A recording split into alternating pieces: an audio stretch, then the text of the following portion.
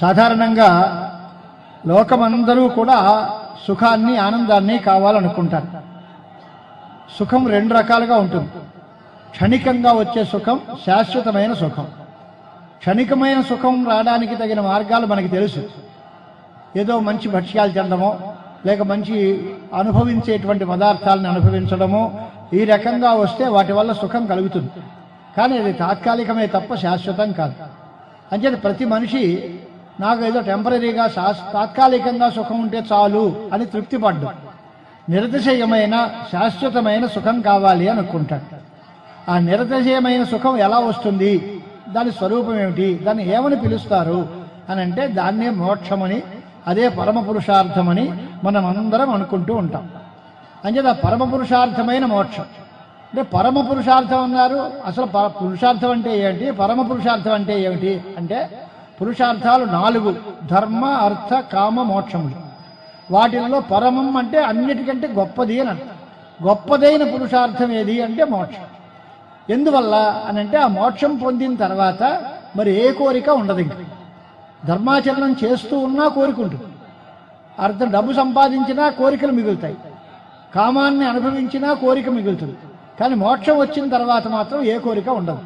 కనుక అన్ని కోరికలు తీరి ఆనందమయమైన స్థితి పొందేదానికి మోక్షం అని పేరు. ఆ మోక్షం వచ్చిన తర్వాత మళ్ళీ మనకి పుట్టుకే ఉండదు. అలా పునరావృత్తి రహితమైన శాశ్వత బ్రహ్మపదం అనేది పొందాలి అంటే దానికి మార్గం ఏమిటి అనేది ఆలోచించాలి. దానికోసమే వేదాంత శాస్త్రం అంతా మనకు ఉపదేశం చేస్తుంది. దేనివల్ల మోక్షం వస్తుంది అని అంటే ఆత్మ దర్శనం వల్ల మోక్షం వస్తుంది. ఆత్మను తెలుసుకుంటేనే మోక్షం. అంతే తప్ప ఏదో అధ్యయనం చేశాం, లేకపోతే దాన ధర్మాలు చేశాం, లేకపోతే తీర్థయాత్రలు చేశాం, అనేక రకాల యజ్ఞయాగాది కర్మానుష్ఠానాలు చేశాం, వీటి వల్ల మోక్షం వస్తుందా అంటే రాదు అని. మరి ఇవన్నీ వ్యర్థములేనా? వ్యర్థములు కాదు, ఇవన్నీ చేయాల్సిందే. మరి ఇవన్నీ చేయాల్సిందే అంటారు, వీటి వల్ల మోక్షం రాదంటారు. దానికి పరస్పర విరుద్ధమైన మాటలు మాట్లాడుతున్నారండి మీరు. కర్మాచరణం అంతా చేయాల్సిందే అని ఒక ఆయన చెప్తున్నాడు. భక్తితో దేవుణ్ణి కొలవాలి, ఉపాసన చేయాలి అని మరికొందరు అంటున్నారు. వీటి వల్ల ఏం ప్రయోజనం లేదు, జ్ఞానం కలిగిన తర్వాతనే మోక్షం వస్తుంది, జ్ఞానమే గొప్పది అని మరొక ఆయన. ఏమిటి ఈ మూడు రకాలుగా చెప్తే మేము ఏం వినాలి? మేము కర్మాచరణం చేయాలా, లేక భగవంతుడిని ఉపాసించాలా, లేక జ్ఞానం పొందాలా? అందరికీ మనకి ఒక అయోమయ స్థితిలో ఉంటాం కదా. అంచేతనే అర్జునుడు కృష్ణ పరమాత్మ చెప్పిన ఉపదేశాలు విన్న తర్వాత బుద్ధిం మోహయసీవమే అని, నా మోహం వచ్చేస్తుంది బుద్ధికి, నాకేం తోచట్లేదు. ఓసారి ఇలా అంటావు, ఓసారి అలా అంటావు, కర్మ మంచిదంటావు, జ్ఞానం మంచిదంటావు, ఓసారి కర్మే చెయ్యంటావు, నీ జ్ఞానం గొప్పదంటావు. గొప్పదైతే అదే ఎందుకు నాకు చెప్పను? తత్కిం కర్మణి ఘోరే మాం నియోజయసి కేశవ అని అడిగాడు. జ్ఞానం గొప్పది అంటే ఈ ఘోరమైన కర్మలో నన్ను ఎందుకు పాటేస్తున్నావు, యుద్ధం చేయి అంటావు ఎందుకు అని అడిగాడు. అంచేత ఈ ప్రశ్నలకన్నిటికీ సమాధానం ఎక్కడ దొరుకుతుంది అంటే శంకర భగవత్పాదాచార్యుల వాంగ్మయంలోనే సామరస్యం, సమన్వయం, అన్నిటికీ ఒక తాత్పర్యం, ఇవన్నీ నిర్ణయింపబడతాయి. లేకపోతే దేనికి దానికే ముక్కలుగా ఉంటుంది. వాటన్నిటికీ ఒక వ్యవస్థ ఏర్పాటు చేసి ఇదిగో ఇది క్రమం, ఈ క్రమంలో మీరు నడిస్తే మీకు చక్కగా గమ్యం సుగమంగా చేర్చుకునేటువంటి అవకాశం ఉంటుంది. ఏ మార్గంలో నడిస్తే లక్ష్యాన్ని మనం తొందరగా చేరగలం, లక్ష్యం ఏమిటి, మార్గం ఏమిటి, ఈ రెండూ ఆలోచించుకోవాలి. కర్మ, భక్తి అనేవి మార్గాలు, జ్ఞానం వల్ల కలిగే మోక్షము అనేది గమ్యస్థానం. గమ్యస్థానం ఒకటే ఉంటుంది. ఆ గమ్యాన్ని పొందడానికి మనం ఈ ఉపాయాలు అక్కర్లేదు అంటే గమ్యం పొందే ప్రసక్తే లేదు. మనం రైలు ఎక్కువ, బస్సు ఎక్కువ ప్రయాణం చేస్తే మనం చేరవలసిన చోటుకి చేరతాం తప్ప చేరవలసిన చోటు మాకు ముఖ్యమండి, ఈ ప్రయాణాలు ఎందుకండి అంటే వెళ్ళడం ఎలాగా? వెళ్ళాలి అంటే ఇవి లేకపోతే వెళ్ళలేం కదా. అలాగే మోక్షం పొందాలి అంటే కూడా కర్మాచరణం కావాల్సిందే, ఏకాగ్రత కోసం ఉపాసన కూడా కావాల్సిందే. కానీ వీటి వల్లే మోక్షం వస్తుందా అంటే రాదు.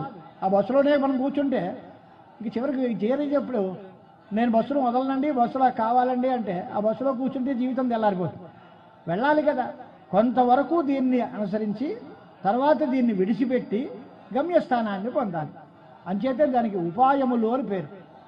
ఉపాయము అనే మాటకి అర్థం ఏమిటి అంటే ఉపాదాయాపి హేయాహ తానుపాయాన్ ప్రచక్షతే. అంటే కొంతవరకు దాన్ని స్వీకరించి తర్వాత దాన్ని వదిలేయడం. ఎంతవరకు పట్టుకోవాలి అంటే దానివల్ల కలిగే లాభం అంతా మనకు వచ్చే వరకు పట్టుకోవాలి. ఆ తర్వాత దాన్ని వదిలేసి గమ్యస్థానాన్ని పొందడానికి ప్రయత్నం చేయాలి. అంచేత కర్మాచరణం చేస్తూ దానివల్ల వచ్చేటువంటి చిత్తశుద్ధిని సంపాదించుకోవాలి. అంతవరకు కర్మ కావాలి. చిత్త ఏకాగ్రత కోసం ఉపాసన కావాలి. ఈ రెండూ వచ్చిన తర్వాత నిర్మలం నిశ్చలం అయిన మనస్సులో జ్ఞానం ప్రతిఫలిస్తుంది. అప్పుడు జ్ఞానం వల్ల మోక్షం వస్తుంది. ఇది వరుస. అంచేత కర్మ కేవలం కర్మల కోసమే కొంతమంది కేటాయింపబడతారు, కొంతమంది కేవలం ఉపాసన కోసమే కేటాయింపబడతారు. జ్ఞానం కోసం వచ్చేవాళ్ళు కొంతమంది ఆకాశం నుంచి ఊడిపడతారు. ఏ మాటలు కాదు, అందరికీ అన్నీ కావాలి. మొట్టమొదటి ఉపాయం ఏమిటి అంటే మొదటి మెట్టు కర్మ మార్గం, రెండవ మెట్టు దానికి తోడుగా సహకారంగా ఉపాసన కావాలి. ఈ రెండు పరిణతం అయిన తర్వాత వీటి యొక్క ఫలితం వాడికి వచ్చిన తర్వాత వాడికి జ్ఞానం చెబితే వాడికి అందుబాటులోకి వస్తుంది. ఆ జ్ఞానం వల్ల మోక్షం కావాలి. అంచేత భగవత్పాద శంకరాచార్యుల వారు చాలా అద్భుతమైనటువంటి ఉపదేశాలు చేశారు. వేదాంతోపదేశం వింటాం అంటారు రైటే, వినేదానికి ముందేమిటి విన్నా. మనకి జగద్గురు భారతీ తీర్థ మహాస్వాముల వారు ఒక చక్కటి అనుగ్రహ సందేశం ఇస్తూ మాట అన్నారు. దేశంలో వేదాంతోపదేశాలు చేసేవాళ్ళు పుష్కలంగా ఉన్నారు, అంతమంది వేదాంతాలు చెబుతూనే ఉన్నారు, వినేవాళ్ళు లక్షల సంఖ్యలో ఉన్నారు. కానీ చెప్పేవాడికి కానీ వినేవాడికి కానీ వేదాంతం వంటపట్టట్లేదు. ఏం గొప్పతనం ఉంది అన్నారు. చెప్పేవాళ్ళకి వేదాంతం అందుబాటులో లేదు, వినేవాళ్ళకి అందుబాటులో లేదు. ఎందుకు రావట్లేదు? వింటున్నాక మరి వింటే దానికి లాభం రావాలి కదా. వినడం దేనికోసం? దానివల్ల వచ్చే ప్రయోజనం మనం పొందితే కదా వినడం సార్థకమవుతుంది. ఎందుకు రాలేదు అనే ప్రశ్నకి కూడా సమాధానం శంకరాచార్యుల వారే చెప్పారు. ఆత్మజ్ఞానోపదేశ విధి అని ఒక ప్రకరణం.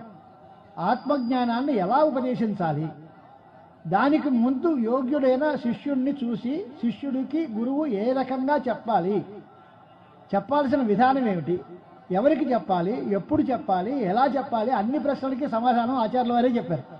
అంటే మనం వారి గ్రంథాలన్నింటినీ పరిశీలన చేసుకుంటే తెలుస్తుంది. వేదాంత గ్రంథాల్లో మనకు కనిపించేది ఏమిటి అంటే బృహదారణ్యకోపనిషత్తులో యాజ్ఞవల్క్య మహర్షికి 2 భార్యలు అని కథ ప్రారంభించి మైత్రేయీ బ్రాహ్మణం అని ఉంది. ఆ మైత్రేయీ బ్రాహ్మణం 2 సార్లు ఉంది ఆ ఉపనిషత్తులో, ఒకచోట కాదు 2 సార్లు ఉంది. దాని మీద ఆధారం కోసం మైత్రేయీ అనేటువంటిది ఆ యాజ్ఞవల్క్యుల యొక్క భార్య. ఈయన ఏమంటున్నాడు అని అంటే చాలా గొప్పవాడు యాజ్ఞవల్క్యుడు, చాలా గొప్ప విద్వాంసుడు, జనక రాజేంద్రులకి ఆస్థాన గురువులు, చాలా పండితుడు, చాలా సంపన్నుడు, బాగా డబ్బు సంపాదించాడు, దేశంలో పేరు ప్రతిష్టలు ఉన్నాయి, ఎవరు ఏ ప్రశ్న అడిగినా చెప్పగలను అనే అంత ఆత్మస్థైర్యం కలిగిన పండితుడు ఆయన. ఆయన ఒక రోజు భార్యలను ఇద్దరిని పిలిచాడు. పిలిచి నేను సన్యాసం తీసుకుందాం అనుకుంటున్నాను, వెళ్ళిపోతున్నాను, ఈ ఉన్న డబ్బు మీ ఇద్దరికీ పంచి పెడతాను అన్నాడు. అని అంటే రెండో ఆవిడ చాలా సంతోషించి ఉన్న డబ్బు అంతా నాకే ఇచ్చేస్తారా, మా సవితికి కూడా అట్టే పెడతారా అన్నట్టుగా ఆవిడ అర్థదృష్టితోటి ఆవిడ మాట్లాడింది. పెద్ద ఆవిడ ఏమంది, అసలు మీరు ఎందుకు వెళ్తున్నారో ఇక్కడి నుంచి అది కానీ చెప్పండి, ఇప్పుడు మనకు వచ్చిన నష్టం ఏంటి, సంసారం బాగానే సాగుతోందిగా, మనకే సమస్యలు లేవు, ఏ దుఃఖాలు లేవు, పోనీ అపకీర్తి పాలైపోలేదు, అప్పుల పాలై టోపీ పెట్టి అందరికీ మళ్ళీ అడ్రస్ లేకుండా పారిపోయే పరిస్థితి కాదు, మరి ఎందుకు సన్యాసం మీకు అని అడిగి అని అంటే సన్యాసం వల్లే మోక్షం జ్ఞానం వస్తుంది అని.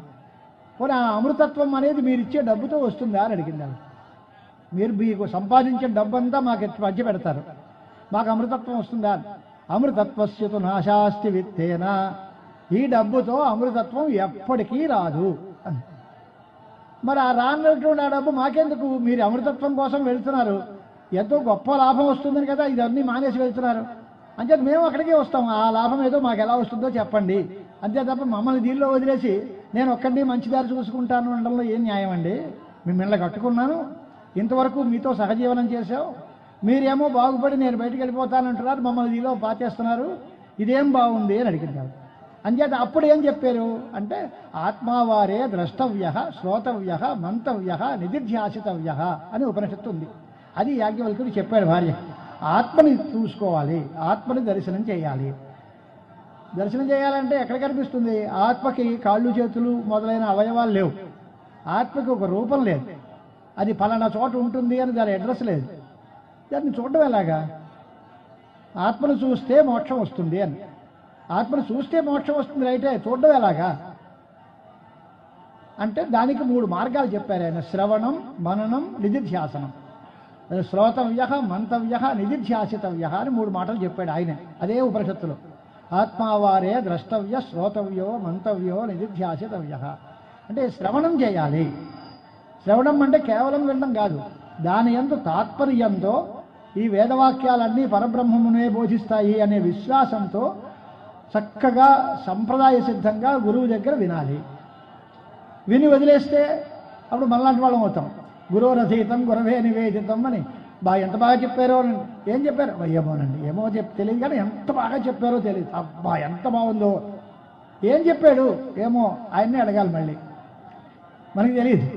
మరి అదేం శ్రవణం, అదేం దానివల్ల ఏం లాభం అని అంటే తర్వాత మననం చేయాలి. విన్నదాన్ని యుక్తులతో చింతన చేసి ఆయన చెప్పింది నిజమా కాదా, అవునా కాదా పరిశీలన చేయాలి. ఆ పరిశీలన చేయడానికి తర్కం కావాలి. తర్క బలంతో విచారణ చేసి మేమేదో విన్నాం, అవునా కాదా పరీక్ష చేయాలి. ఆ పరీక్ష చేసి దాన్ని నిగ్గు తేల్చి దాని మీద ధ్యానం పెట్టుకుని ఏకాగ్రంగా వస్తువును చూస్తే అప్పుడు మనకి ఆత్మదర్శనం కలుగుతుంది అనేది ఆ ఉపనిషత్తు తాలూకు సహాయం. అంచేత మొట్టమొదటి మాట ఏంటి? శ్రవణం అనే దానికి వేదవాక్యాలు, ఉపనిషత్తులు అనేది నిత్య నిర్దిష్టమైన శృతి. శృతి వల్ల మాత్రమే వినాలి. దానికి పరీక్షకి తర్కం సహాయం కావాలి.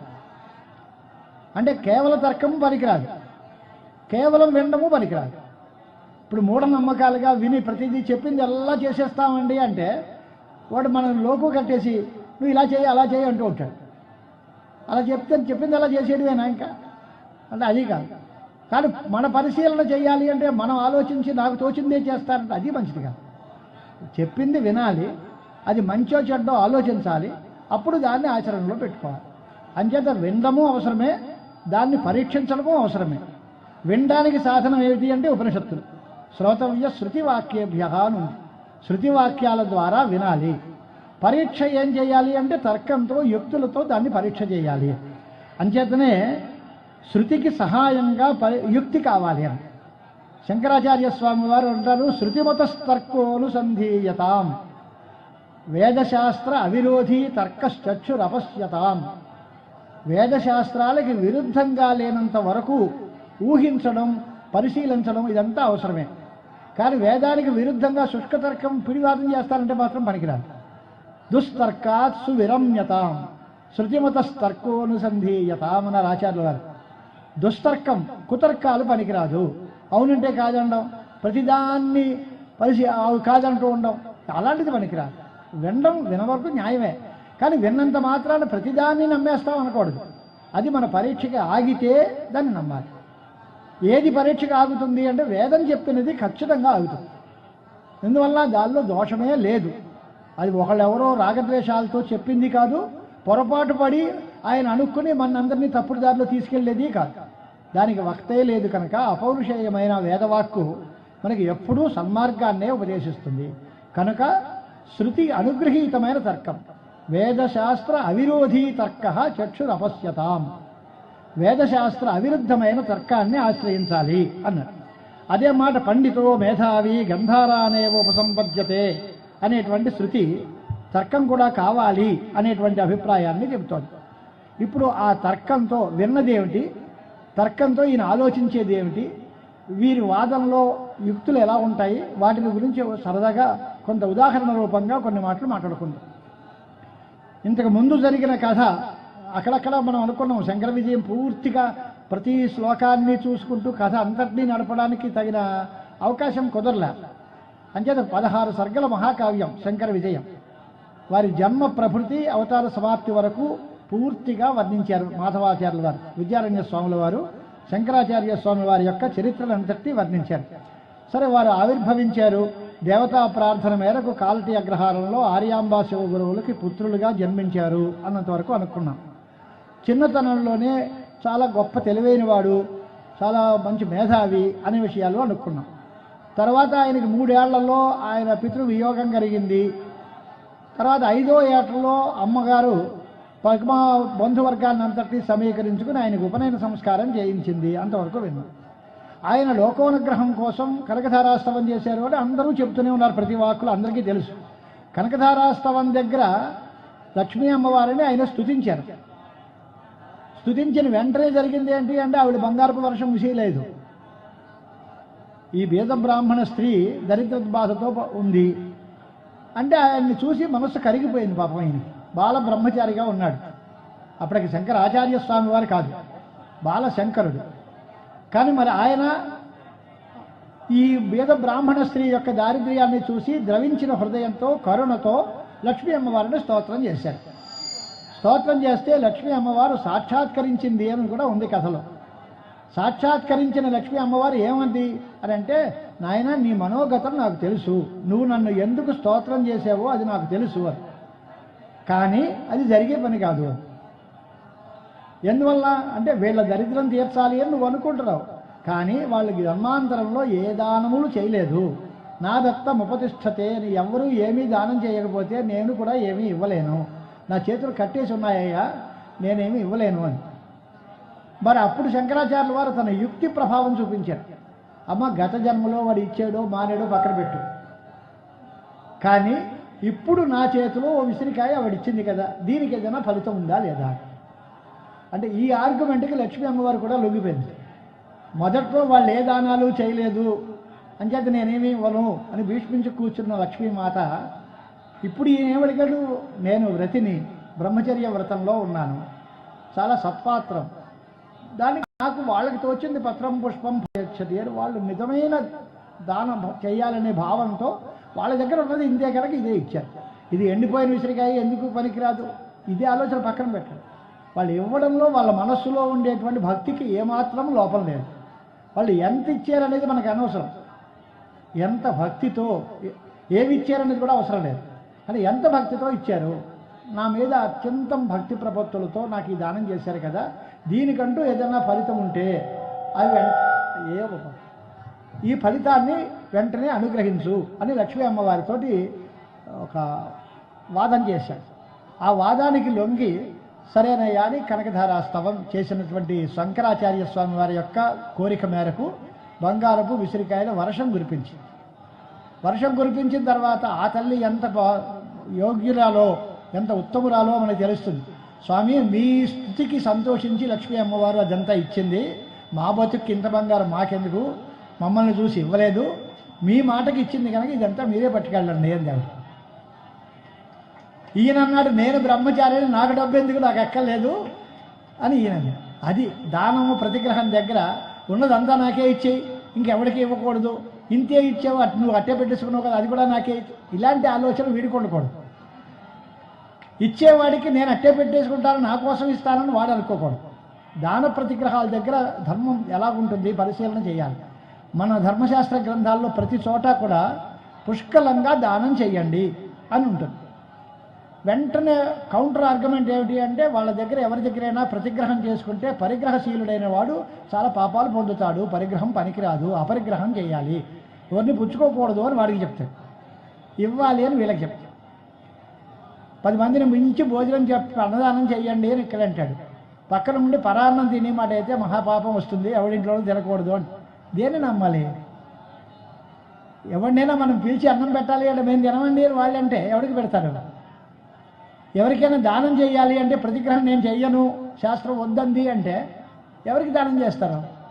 మరి దానం చెయ్యమన్న శాస్త్రం తప్ప, ప్రతిగ్రహం పనికిరాదన్న శాస్త్రం తప్ప, పరాన్నం పనికిరాదు అన్నదానం చేయాలి అని ఓ చోటు ఉంటుంది, పరాన్నం పనికిరాదు అని ఇంకో చోటు ఉంటుంది. దేనికి ఏమిటి కారణం? ఎలా సమన్వయం చేయండి? అక్కడ ఆలోచన కావాలి. వ్యవస్థ చేయడం కోసం ఆచార్య స్వాముల వారి అవసరం ఏమిటి? మాటలన్నీ పాతవే, కానీ ఎవరికి ఏ సందర్భంలో ఏ వాక్యాన్ని తీసుకుని ప్రవర్తించాలో ఆ పరిస్థితిని సక్కుబాటు చేశారు, ఆయన సమన్వయం చేశారు. అలాగే కర్మాచరణం అవసరమే, మరి జ్ఞానము అవసరమే, కర్మ సన్యాసం అది అవసరమే, అన్ని అవసరం. ఎలాగండి కర్మ చేయమంటారు మానేయమంటారు అంటే ఎప్పుడు చేయాలి ఎప్పుడు మానాలి? అలాగే నిన్న ఎప్పుడో మాటల్లో సందర్భం వచ్చింది, బ్రహ్మచారిగా ఉన్నవాడు పెళ్లి చేసుకు తీరాలి. ఒక క్రమం ఉంది రైటే, ముందు పుట్టిన తర్వాత ఉపనయనం కావాలి, బ్రహ్మచారి కావాలి, తర్వాత గృహస్థాశ్రమం, తర్వాత వానప్రస్థాశ్రమం, తర్వాత సన్యాసం. ఈ క్రమం ఉంది రైటే. ఈ క్రమం ఎవరికి? ఎవరికి వైరాగ్యం మొట్టమొదట్లో లేదో, ఎవరికి చిన్నతనంలోనే నాకు ఇవేవి అక్కర్లేదు అనే భావం కలగదో వాళ్ళకి ఈ రకమైన క్రమం చెప్తే వాళ్ళ ఆ కోరికలన్నీ తీర్చుకున్న తర్వాత నా కోరికలన్నీ తీరిపోయాయి, ఇప్పుడు నాకు వాటి అవసరం ఏమీ లేదు, కనుక నేను ఇప్పుడు విరక్తుడిని అయ్యాను, నేను సన్యాసం తీసుకుంటాను అని చెప్పచ్చు. కానీ ఎవరికి పూర్వపుణ్యం చేత చిన్నతనంలోనే వైరాగ్యం అబ్బిందో వాడికి పెళ్లి చేసుకోవాల్సిన అవసరం ఏముంది? ఇది ఆర్గ్యుమెంట్ శంకరాచార్యుల వారిది. వాళ్ళ తల్లిదండ్రులతోటి విచారణ అంతా ఉంది శాస్త్రంలో. ఆయన గురుకులంలో విద్యాభ్యాసం పూర్తి అయిపోయింది. వారి తండ్రి గారు ఆయన దగ్గరికి వచ్చి తీసుకెళ్తానండి అన్నారు. గురువు గారు అనుమతించారు. చాలామంది వచ్చి మా పిల్లని ఇస్తాం అంటూ వెంటబడ్డారు. ఈయన్ని తీసుకెళ్ళి ఎవరినో అమ్మాయిని కట్టబెట్టి పెళ్లి చేసి ఓ మనవడు ఓ కాయ కాస్తే సంతోషిద్దామని ఆ తల్లిదండ్రులకు ఉంది రైటే. కానీ ఈయనేమన్నాడు, నేను పెళ్లి చేసుకోను అని, నాకు అక్కర్లేదు. తల్లిదండ్రి అన్నారు, వంశాభివృద్ధిరా నాయన, వంశ విచ్ఛేదం అయిపోతుంది నీకు, అలా కాకుండా ఉంటే ఎలాగా, నువ్వు ఒక్కడివే కొడుకువి, నువ్వు పెళ్ళాడాలి, ఈ వంశాభివృద్ధి కలగాలి, మనవడు మునిమనవలతో మన కళకళ మన కుటుంబం అని వాళ్ళు అంటారు. కాదు, నేను బాల్యం నుంచే సన్యాసం తీసుకుంటాను అని ఏనంటారు. దానికి శాస్త్ర వచనాలు ఏమున్నాయి? యదహరేవ విరజేత్ తదహరేవ ప్రవ్రజేత్. ఎప్పుడు వైరాగ్యం వస్తే ఆ క్షణంలోనే సన్యాసం పుచ్చేసుకోవచ్చు అని. మరి పెళ్లి కావాలని వాక్యం ఉంది, అదే అవిరక్తుల విషయం అండి. విరాగం లేని వాళ్ళు, విరక్తులు కాని వాళ్ళ విషయంలో అది.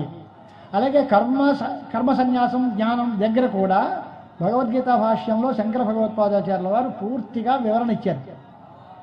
అజ్ఞాని కర్తృకమైన అవిద్వత్కర్తృక కర్మయోగ కర్మ సన్యాసయోర్మధ్యే కర్మయోగస్యైవ ప్రావల్యం అంటుంది.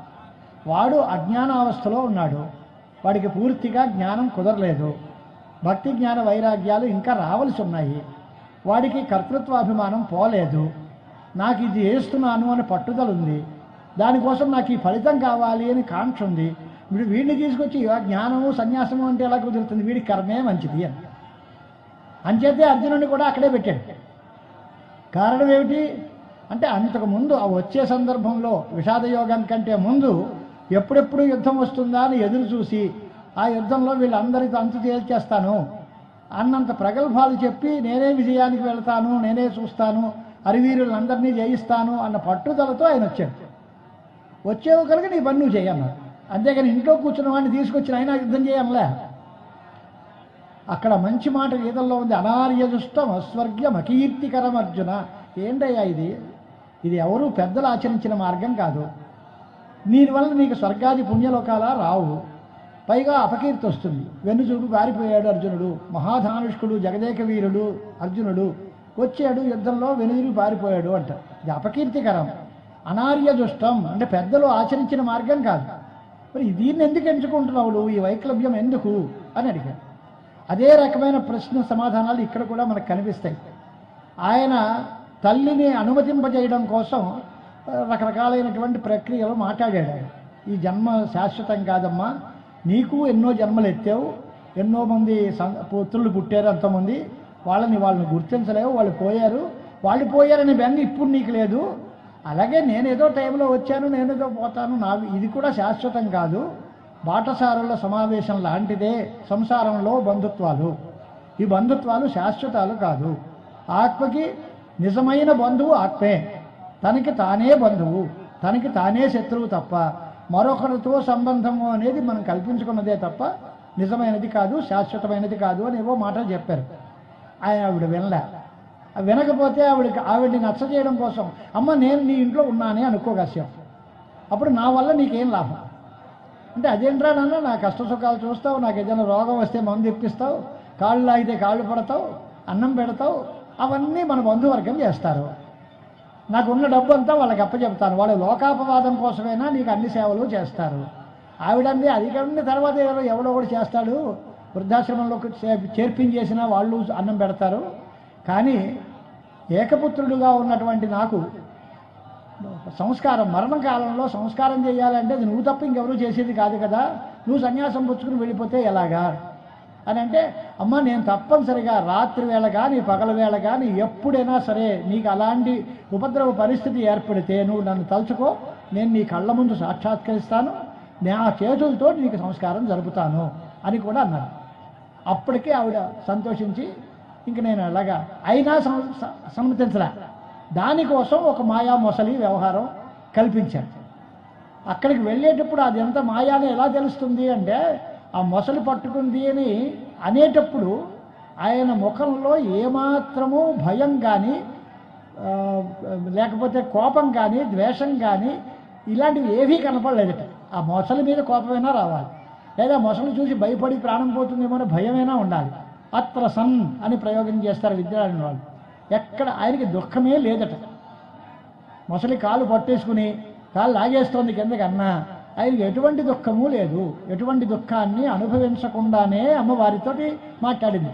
ఈ మొసలి నన్ను వదలటం లేదమ్మా, వదలలేదు, మరి ఇప్పుడు కనుక ఇలాగే వదిలేస్తే అది పట్టుకెళ్ళిపోతుంది, ఇప్పుడే ఈ జీవితం సమాప్తం అయిపోతుంది. అలా కాదు, నువ్వు సన్యాసానికి అనుమతిస్తే ఇది వదిలేస్తుంది, అప్పుడు నేను బతుకుతాను. అప్పుడు ఆవిడంది అనిష్టపూర్వకంగానే, నాయనా నువ్వు బతుకుండదు నాకు కావాలి, కానీ ఈ బ్రహ్మచారిగా ఉన్నావా, పెళ్లి చేసుకుని బతుకున్నావా, లేక సన్యాసిగా బతుకున్నావా, అది కాదురా నాయన, నువ్వు చిరంజీవిగా ఉండాలి వచ్చింది. ఈ రెండు అనుగ్రహాలు వచ్చాయి. ఆ తర్వాత ఘటజబోధిత భావివేది, అగస్త్యుల వారు వచ్చారు కదా కుంభసంభవుడు. ఆ కుంభసంభవుడు వచ్చి ఈయనకి 8 ఏళ్ళే ఆయుర్దాయము అనే విషయాన్ని ఆయన చెప్పాడు. ఇది విన్నాడు. తన భవిష్యత్తు అగస్త్యుల ముఖంలో విన్నాడు. తల్లి అనుమతి తీసుకున్నాడు. కృష్ణ పరమాత్మ యొక్క అనుగ్రహం పొందాడు. ఈ అయిన తర్వాత ఇంకా ఏకాంతత విగత భోగ్య పదార్థ తృష్ణ కృష్ణే ప్రతీచి నిరతో నిరగన్నిశాంతాత్. అలాంటప్పుడు దీనిలోంచి బయటకు వచ్చి నేను ఇక ఆశ్రమ స్వీకారం చేయడానికి వెళ్ళిపోతాము అనుకున్నాడు. ఆ ఆశ్రమ స్వీకారం చేసేటువంటి పరిస్థితులకు వెళ్ళేటప్పుడు ఎవరి దగ్గరికి వెళ్ళాలి? శ్రోత్రియుడు బ్రహ్మనిష్ఠుడు అయినటువంటి గురువుని సేవించుకోవాలి అని ఉపనిషత్తులు ఉన్నాయి. మామూలుగా మనకు పరిప్రశ్నేన సేవయా అని పరిప్రశ్న చేయాలి, సేవ చేయాలి. అలాగే గురువుని ప్రసన్నం చేసుకోవాలి. అప్పుడు సద్గురువులు ఉపదేశిస్తారు. ఉపదేశ్యంతి తే జ్ఞానం జ్ఞానిన తత్వదర్శిన. వాళ్ళు తత్వదర్శులై ఉండరు, వాళ్ళు జ్ఞానులైన వాళ్ళు. వారి దగ్గరికి శరణు వేడితే వీళ్ళు ఈ శిష్యుల యందుండే అనుగ్రహ బుద్ధితో వారు సదుపదేశం చేస్తారు, ఆత్మతత్వాన్ని మనకు ఉపదేశం చేస్తారు అనే మాటలు ఉన్నాయి. అలాంటి లక్షణాలు కలిగినటువంటి మహాపురుషుడు ఎవడున్నాడు అని వెతుక్కుంటున్నాడు. ఎవరు మాకు సరి అయినటువంటి గురువు, నాకు సరి అయిన మార్గం చూపించేటువంటి గురువు ఎవరున్నారు అని వెతికితే ఈయన కళ్ళ దూర్బిడి యంత్రానికి పడింది. గోవింద భగవత్పాదాచార్యుల వారు కనకలో పడ్డారు. ఆయన ఎలాంటి వాడు? యస్య త్రినేత్రాపర విగ్రహస్య కాయేన నాస్తి కామేన నాస్తీయత దృక్పథేపి అని మాట విద్యారణ్యుల వారు శంకరుల మీద ఉండే భక్తితో చెప్పే మాట. ఈయన ఎవరయ్యా? శంకరులు అంటే ఎవరు? సామాన్యమైన బ్రహ్మచార కాదుగా, పరమేశ్వర అవతారం. త్రినేత్ర అపర విగ్రహుడు, త్రినేత్రుడి యొక్క అపర విగ్రహం. త్రినేత్రుడి యొక్క లక్షణం ఏమిటి అంటే కామజయం, కామారి. ఆయన మదనుడిని జయించి కామ దహనం చేసినటువంటి మహాపురుషుడు. ఆయన అవతారం చెందిన వాడు ఈయన. మరి ఈయనకి వైరాగ్యము ఉంది అంటే పెద్ద ఆశ్చర్యమే ఉంది. అల్లో కామదహనం చేసిన పరమేశ్వరుడు యొక్క అపర విగ్రహం కదా బాలశంకరుడు. ఆయనకి వైరాగ్యం వచ్చింది అంటంలో పెద్ద తప్పేం లేదు, అది సహజం కదా. వైరాగ్యం ఎప్పుడొచ్చిందో తన్మూలక సంస్కృతి పాశబంధ కథం ప్రసజ్యేత మహానుభావే. ఈ వైరాగ్యమే వస్తే కామమే లేదు, కామం దగ్ధమైపోయింది. కామ మూలకంగా కదా సంసారం. కామమే లేకపోతే సంసారం ఎక్కడొస్తుంది? ఈంచి గృహస్థుగా పెళ్ళాడడం అనేది ఎలా సంభవిస్తుంది? అయ్యే పనే కాదు కదా. కామం విషయంలో శంకరాచార్యుల వారు శతశ్లోకి గ్రంథంలో మాట అన్నారు. ప్రతి మనిషికి మొదట్లో ఓ కోరిక పుడుతుంది. ఆ కోరిక పుట్టి అది తీరితే నా అంతటి వాళ్ళు లేడనే గర్వం వస్తుంది. ఆ కోరిక తీరకపోతే దాని మీద కోపం వస్తుంది, ద్వేషం వస్తుంది. రెండిటికీ ప్రమాదమే. ఈ కోరికే కారణం. కోరిక తీరితే నా అంతటి వాళ్ళు లేడంటాడు. కోరిక తీరకపోతే దీనికి అడ్డం పడిన ప్రతి వాడిని నరికేద్దామన్నది కోపం వస్తుంది వాడి మీద. ఈ కామక్రోధాలు రెండిటికీ కూడా కామమే బీజం. అహంకారానికి కామమే బీజం, మరి ద్వేషానికి కోపానికి కూడా కామమే బీజం. ఈ కామం ఎలా వస్తుంది, ఎందుకు వచ్చింది, ఎలా పోతుంది, ఈ రెండు మనం ఆలోచించుకోవాలి. అయితే ఇంకొక తర్వాత శ్లోకాల్లో మనకు వస్తుంది కామం వస్తు విచారతోచ్చినదయం అని మాట ఉంది. శంకర భగవత్పాదాచార్యుల వారు కామాన్ని జయించారు. కామం అంటే ఏదో మనం అనుకునే శృంగారం, సెక్స్ కాదు. కోరిక, ఏ కోరికనే కావచ్చు. కోరికల్ని జయించాలి. కోరికల్ని జయించాలి అంటే ఏం చేయాలి? వస్తు విచారం చేయాలి. అసలు ఉన్న వస్తువు నిత్యమా అనిత్యమా అది తేలిస్తే నిత్యమైన వస్తువు మీద మాత్రమే అభిలాష ఉంటుంది తప్ప అనిత్య వస్తువుల మీద కోరిక ఉండదు. అనిత్యమైన వస్తువులు ఏవేమిటో తెలుసుకుని దాని యొక్క క్వాలిటీ బాగా పరిశీలిస్తే అదే ఇది నిలబడదు, మన్నిగ్గా ఉండదు, నాణ్యత లేదు అంటే ఇది నాకు అక్కర్లేదు అంట. అలాగే ప్రపంచంలో ఉండే పదార్థాలన్నిటినీ పరిశీలించి ఏది ఆత్మవస్తువు ఏది అనాత్మ వస్తువు అని తేల్చుకుంటే అనాత్మ వస్తువుల మీద కామం రాదు. అంచేత కోరికను తీర్చుకునే దానికి మార్గం ఏది అంటే నిత్య అనిత్య వస్తు విచారము. అంచేతనే మొట్టమొదట్లో స్వాముల వారు చెప్పింది కామం వస్తు విచారతోచ్ఛిన్నదయం. వస్తు విచారం చేసి కామాన్ని తీర్చుకున్నారు, ఆయన ఛేదించుకున్నారు. వస్తు విచారం ఎలా చేస్తారు, ఎలా చేయాలి అనే దగ్గర ఈ గోవింద భగవత్పాదాచార్యుల వారి దగ్గరికి శంకరాచార్యుల వారు వెళితే అక్కడ వస్తు విచారం ఎలా జరిగిందో అనేది వాదపరిచయంలో ఆయన యొక్క మాటల్లో ఎలా కనిపిస్తుందో చూద్దాం మనం. ఆయన అక్కడికి వెళ్ళాడు. భగవంతుడు పరమశివుడు శంకరుడుగా అవతరించారు అన్నారు కదా. ఎందుకు అవతరించారు అని అంటే విద్యారణ్యుల వారు రాసిన శ్లోకం, అందమైన శ్లోకం. స్మరేణ కిల మోహితవు విధి విధూచ జాతు ఉత్పథవు తథా అహమపి మోహినీ కచ కుచాది వీక్షాపరః అగాం అహహ మోహినీమితి విమృశ్య సహ అజాగరీద్యతీశ వపుషా శివ స్మరకృత ఆర్తి వార్తోజ్జిత. అంటే బ్రహ్మ విష్ణువు కామానికి లొంగిపోయారు. నేనేం పెద్దపేట ఏం లేదు, నాకు ఎక్సెప్షన్ లేదు, నేను లొంగిపోయాను అని మోహిని వేషం వేసుకున్న మహావిష్ణువుకి చూసి ఆ మోహిని వెంటబడి నాకు కావాలి ర్యాలీలో ఇదే కథ. జగన్మోహిని కేశవస్వామి వారి దగ్గర వృత్తాంతంలో జగన్మోహిని వేషంలో కృష్ణ పరమాత్మ దర్శనమిచ్చారు. ఆ అందాన్ని చూసి ముగ్ధుడైపోయాడు ఈశ్వరుడు. ఆవిడ వెంటబడ్డాడు. ఆవిడ అలా వెనక్కి తిరిగితే ఈశ్వరుడు కాదు, స్త్రీ కాదు, పురుష రూపంలో మహావిష్ణువు దర్శనించాడు. ఆ విగ్రహానికి వెనకాల వైపు పద్మినీ జాతి స్త్రీమూర్తి ఉంటుంది, ఎదరవైపు శ్రీ మహావిష్ణువు శంఖచక్ర గదాధరుడై ఉంటాడు.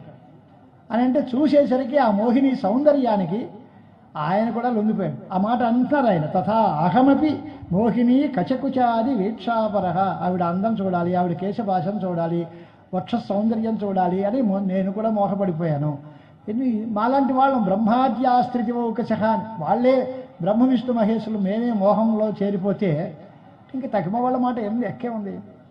సంసారంలో అందరూ కాంతాదాసులే, కాంతా కనకాలే మన అందరికీ బంధకాలు అనే విషయంలో ఆయన వాళ్ళకి నేను తప్ప మిగతా వాళ్ళందరూ ఇలాంటి వాళ్ళు, నేను ఒక్కడిని అతీత అనలేదు ఆయన. అహం అభియం నేను కూడా అని పరమశివుడు చెప్పుకుని అందుచేత ఆశ్చర్యం వేసింది. ఆహా అగాం ఆహహ మోహిని. ఏమిటండి ఇది, ఈ పిచ్చి మనకేంటి? గురువుగారు అన్నమాటే జ్ఞాపకం వస్తే ఏంటండి పండితులకు కూడా ఈ పిచ్చి ఏమిటండి అని భారతీ తీర్థుల వారు. అలాగా విష్ణు శివుడే అనుకున్నట్టు నాకేంటి ఈ మాయ ఏమిటి, దీనిలో పడిపోవడం ఏమిటి, ఇది బాలేదు అంచేత దీనికి అతీతమైన స్థితిలో నేను తయారవ్వాలి అనుకుని యతీ సార్వభౌములుగా శంకర భగవత్పాదులుగా అవతరించేట పార్వతీపతి. అక్కడున్నంతకాలం ఆయనకి కామంలోంచి దాటిపోవడం కుదరలేదని కామదహనం చేశాడు. కానీ నేను కూడా మోహినికి వశమైపోయాను అనుకుని నేను యతి వేషంలో శంకరులుగా వచ్చాను అని యతీశ వపుష శివ స్మరకృత ఆర్తి వార్తోజ్జిత. ఇప్పుడేంటి పరిస్థితి? స్మరుడికి లొంగడం కాదు, స్మరుడు యొక్క వార్త కూడా దగ్గరికి రాదు, కామ వార్త కూడా దగ్గరికి రాకుండా ఉన్నంత అతి పవిత్రమైన ఆశ్రమంలో యతీశ వపుష శివ అవతతారా. శివుడు యతీశ్వరుడుగా అవతరించారు, శంకర భగవత్పాదులుగా అవతరించారు. సన్యాసం తీసుకున్న తర్వాత మాట. వెళ్ళిన తర్వాత ఆయన దగ్గరికి వెళ్ళారు. వెళ్ళి ఆదేశమేకమనుయోక్తుమయం వ్యవస్యం ప్రాదేశమాత్ర వివర ప్రతిహార భాజం తత్ర స్థితేన కథితాం యమినాంగణేన గోవింద దేశిక గుహాం కుతుకీదర్శ. గోవింద భగవత్పాదాచార్యుల యొక్క గుహని చూశారు. మధ్యలో కథ వెనకాలకు వెళ్ళాం, చాలా దూరం ఉంది కనుక అక్కడి ఎక్కడ కాలటి ఎక్కడ గోవింద గుహ నర్మదా నదీ తీరంలో ఉన్నారు మన ఓంకారేశ్వరు దగ్గర. అక్కడికి వెళ్ళి ఎంత దూరం ఉంది, కాలినడకనే ప్రయాణం చేయాలి. వెళ్ళారు పాపం, మధ్యలో అన్నిటిని చూశారు, ఎట్లు గుళ్ళలు గుట్టలు పల్లాలు అన్నీ కష్టపడి అక్కడికి వెళ్ళారు. ఆయన వెళ్ళేసరికి ఆయన సమాధిలో ఉన్నారట గుహ లోపల. ఆ గుహ లోపల ఆయన ఎలా దూరాడని అడగండి. అంత పెద్ద విగ్రహం కదా, ఆయన గుహలో ఎలా దూరాడు అనే మాట అడగ. ఈ శంకరాచార్యుల వారు ఆయన గుహలో వెళ్ళిపోయాడా అది అడగండి. ఆయన ఏం చేశాడు, అక్కడికి గుహ దగ్గరికి వెళ్ళి భక్తితో దానికి 3 ప్రదక్షిణాలు చేశారు పాపం ఆ గుహ దగ్గరికి. అది ఎలా తెలిసింది దానిలో లోక గుహ గోవింద భగవత్పాదులు దానిలో ఉన్నారని ఎలా తెలిసింది మీకు? ఈయన ఎవరు చెప్పారంటే యమినాంగనేన, అక్కడ ఉండేటువంటి సన్యాసుల యొక్క సమూహం అందరూ కలిసి చెప్పారట. తత్ర స్థితేన కథితాం యమినాం గణేన గోవింద దేశిక గుహాం కుతుకి దదర్శ. వాళ్ళందరినీ అడిగారు, గురువుగారు ఎక్కడుంటారు, గోవింద భగవత్పాదులు ఎక్కడుంటారని అడుగుతూ వెళ్ళాడు. అక్కడ చాలామంది యతీశ్వరులు ఉన్నారు. వాళ్ళందరూ గోవింద భగవత్పాదులను చూడాలి అని తహతో పడిపోతున్నారు. వాళ్ళకి ఆ యోగం పట్ల వాళ్ళందరూ చెప్పారు, ఇదిగో ఈ గుహలోనే ఉంటారు గురువుగారు, వారి దయ వారు ఎప్పుడు కనిపిస్తారో ఎప్పుడు దర్శనమిస్తారో మనకు తెలియదు, దానికోసమే మేమందరం నిరీక్షిస్తున్నాం అని చూపించాను. వాళ్ళ చెప్పిన ప్రకారం ఆ గోవింద భగవత్పాదుల గుహ దగ్గరికి వీరు వెళ్ళారు. వెళ్ళి తస్య ప్రపన్న పరితోషదుహో గుహాయా సహ త్రిప్రదక్షిణ పరిక్రమణం విధాయ ద్వారం ప్రతి ప్రణిపతం జనతా పురోగం తుష్టావతుష్టహృదయ తమపాస్త శోకం. ఆ గోవింద భగవత్పాదులని స్తోత్రం చేశారు అని భక్తితో ప్రదక్షిణత్రయం చేశారు. ఇప్పుడు ఈ కథల్లో మనం చూస్తూ ఉంటాం, సినిమాల్లోనూ వాటిల్లోనూ. శివధనుర్భంగం దగ్గరకు వచ్చేసి రావణాసురుడు మీసం మెలేసి శివధనుస్సు తీస్తానంటే అదేమీ కదలేదు. రామచంద్రమూర్తి వచ్చి దానికి 3 ప్రదక్షిణాలు చేసి నమస్కారం చేస్తే అది సులువుగా తేలిగ్గా ఉంది. అంటే భక్తితో దాన్ని మనం ప్రార్థిస్తే అది లొంగుతుంది. అంతేగాని నేను ఎక్కడుంటే ఆయన రాకేం చేస్తాడు, ఎప్పుడప్పుడు బయటకు వస్తాడు కదా, వచ్చినప్పుడు చూద్దాంలే అంటే వీళ్ళకి ఆ దర్శనం ఎక్కడ వస్తుంది? హృదయంలో పవిత్రత రాదు, ఆర్తి లేదు అనేసరికి వాళ్ళు ఎప్పటి నుంచో ఉన్నారు పాపం. వాళ్ళని తక్కువ చేసి చూడాలని కాదు, కానీ ఈయన వస్తువునే చిన్నపిల్లాడైనా చాలా వివేకవంతుడు కనుక ఆ గురువుగారి గుహకి 3 సార్లు ప్రదక్షిణం చేసి స్తోత్రం చేయడం ప్రారంభించాడు. ఏమని? పర్యంకతం భజతి యః పతగేంద్రకేతో పాదాంగతత్వం అథవా పరమేశ్వరస్య తస్యైవ మూర్ధ్నిధృతసాబ్ధిమహీధ్రభూపేః శేషస్య విగ్రహమశేషమహం భజే త్వాం. ఈ శ్లోకం ఎందుకు చెప్పానంటే శ్లోకాలు చదవడం ఉద్దేశం కాదు. ఈ శ్లోకంలో ఉండే వెనకాల ఉండే నేపథ్యం ఏమిటి పట్టుకోవాలి. ఆయన గోవింద భగవత్పాదుల వారు ఆదిశేషువు యొక్క అపరావతారం. ఆదిశేషువు ఏం చేస్తూ ఉంటాడు? శ్రీ మహావిష్ణువుకి పర్యంకంగా ఉంటాడు, లేదా పరమశివుడికి అలంకారంగా ఉంటాడు. ఇద్దరికీ కామన్ పాయింట్, ఎవరికి వన్ సైడెడ్ కాదు. నేను ఏదో ఆ పార్టీ వాళ్ళతో తిరుగుతున్నాను అంటే రెండో పార్టీకి కోపం వస్తుంది, లేదా ఈ పార్టీ వాళ్ళతో తిరుగుతున్నాను వాడికి కోపం వస్తుంది. ఈయన రెండిటికి కామన్ పార్టీ, ఈయనకేమీ పార్టీలు లేవు. యః పతకేంద్రకేతో పర్యంకతాం భజతి, శ్రీ మహావిష్ణువుకి తల్పంగా ఉన్నాడు. పోనీ అన్నారు కదా వైష్ణవ పక్షపాతేమో కాదు. తర్వాత అథవా పరమేశ్వరస్య మూర్ధ్ని, ఆయన అలంకారంగా ఆయనకున్నాడు. అంతే తప్ప ఆయన చుట్టూ ఈయన చుట్టూ తిరగడమే తప్ప ఈయనకంటూ స్పెషల్ ఐడెంటిటీ లేదా అని కాదు. తస్య మూర్ధ్ని ధృత సాధ్య మహీధ్ర భూమే అని, పర్వతాలు సముద్రాలతో కలిగిన భూమండలాన్ని అంతటినీ తన నెత్తి మీద మోసేంత సమర్థుడు, స్వయంగా సమర్థుడు, మహావిష్ణువు యొక్క పరమేశ్వరుడు యొక్క అనుగ్రహాన్ని పొందినవారు. అలాంటి వాడు ఆయన. ఆయన ఎవరు? శేషస్య విగ్రహం, ఆదిశేషువు యొక్క అవతారము. ఇదంతా వెనకాల నేపథ్యం. ఇక్కడ అశేషమహం భజేత్వాం, శేషస్య విగ్రహం అశేషం 2 పదాలు వాడారు. శేషుడు యొక్క విగ్రహము, అశేషుడు, రెండిటి వల్ల వచ్చే అర్థం ఏమిటి అంటే శ్రోత్రియం బ్రహ్మనిష్టం అని ఏ ఉపనిషత్తు చెప్పిందో ఆ అర్థం వస్తుంది. శేషస్య విగ్రహం అన్నారు కనుక శ్రోత్రియుడు, అశేషం అన్నారు కనుక బ్రహ్మనిష్ఠుడు.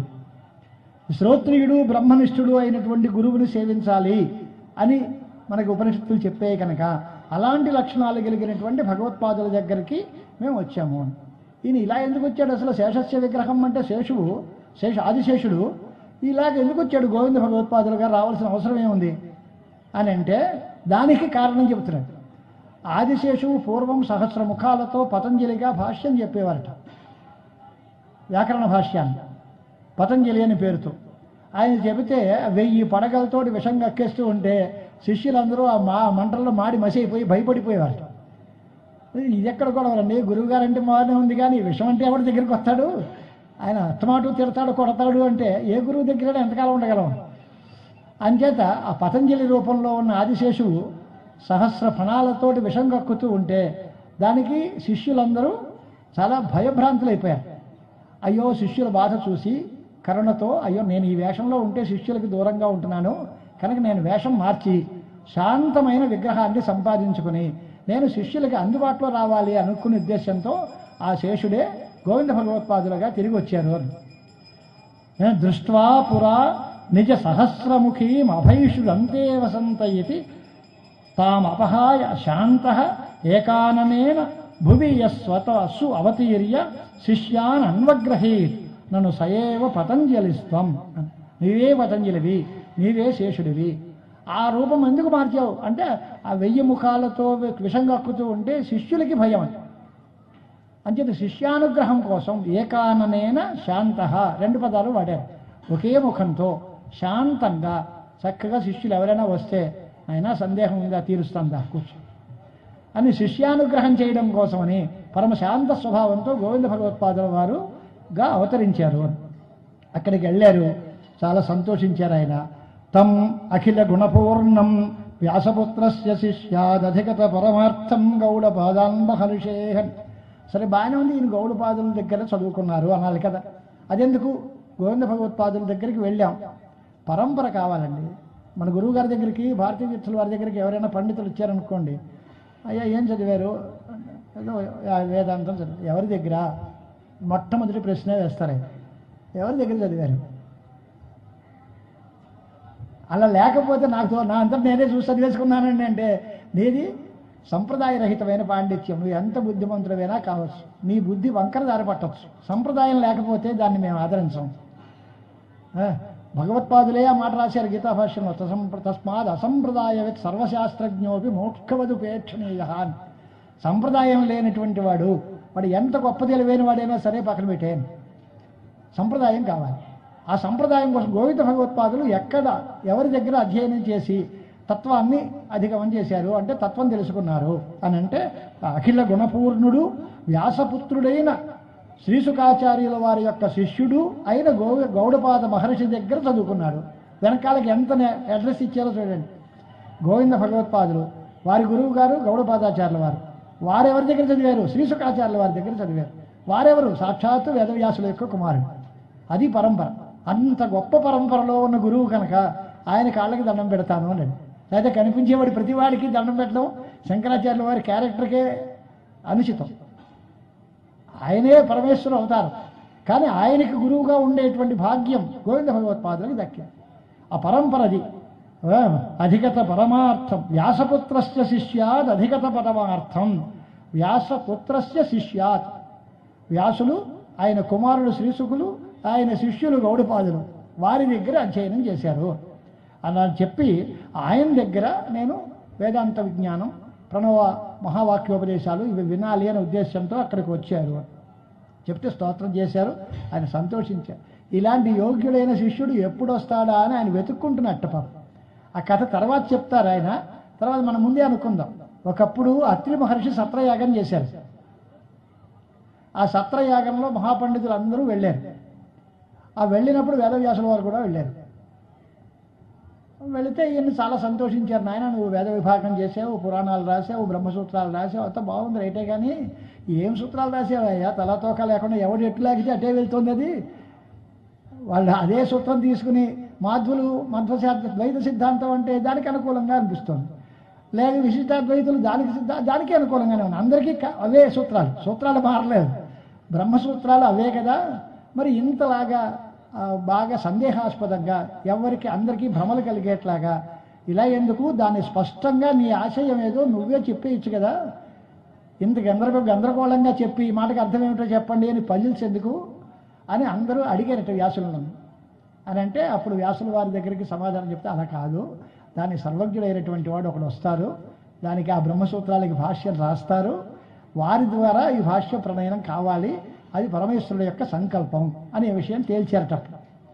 అంటే ఈ గోవింద భగవత్పాదులు కూడా ఉన్నారు ఆ సభలో. అప్పుడు ఈయన అడిగట్ట, అలాంటి వాడు ఎవడొస్తాడు? ఆయన నీ శిష్యుడే అవుతారు అన్నాడు. నాకు దగ్గర చాలామంది శిష్యులు వస్తూ ఉంటారు, మరి నేను దానిలో ఆ శిష్యుడు ఎవరో నేను ఎలా గుర్తించగలను అని ఈయన అడిగితే, మహాప్రవాహంలో ఉండే నర్మదా నది ప్రవాహాన్ని అంతటినీ కమండలంలో యోగశక్తితో బంధిస్తారు, అది నీకు గుర్తు. వారే పరమేశ్వరాంశ సంభూతులైన శంకర భగవత్పాదులు. వారిని నువ్వు శిష్యుడిగా స్వీకరించి వారి ద్వారా అద్వైత విద్యా సంప్రదాయాన్ని ప్రచారం చెయ్యి అని ఆ రోజుల్లో అతనికృత సత్రయాగంలో తీర్మానం చేయబడింది. అది అట్టేపు జ్ఞాపకం పెట్టుకున్నాడు. ఎప్పటికీ ఆ పెద్ద మనిషి ఊడిపడ్డు, రాడు రాడు రాడని వెతుక్కుంటున్నాడు ఆయన. ఈయన గురువు ఎక్కడ ఉంటాడని వెతుకుతున్నాడు ఈయన. శిష్యుడు, యోగ్యుడైన శిష్యుడు ఎప్పుడు వస్తాడు, ఎప్పుడు బ్రహ్మసూత్రాలకి భాష్యం వస్తుంది, ఆనాటి నా కళ ఎప్పుడు నెరవేరుతుంది అని ఆయన అనుకుంటున్నాడు.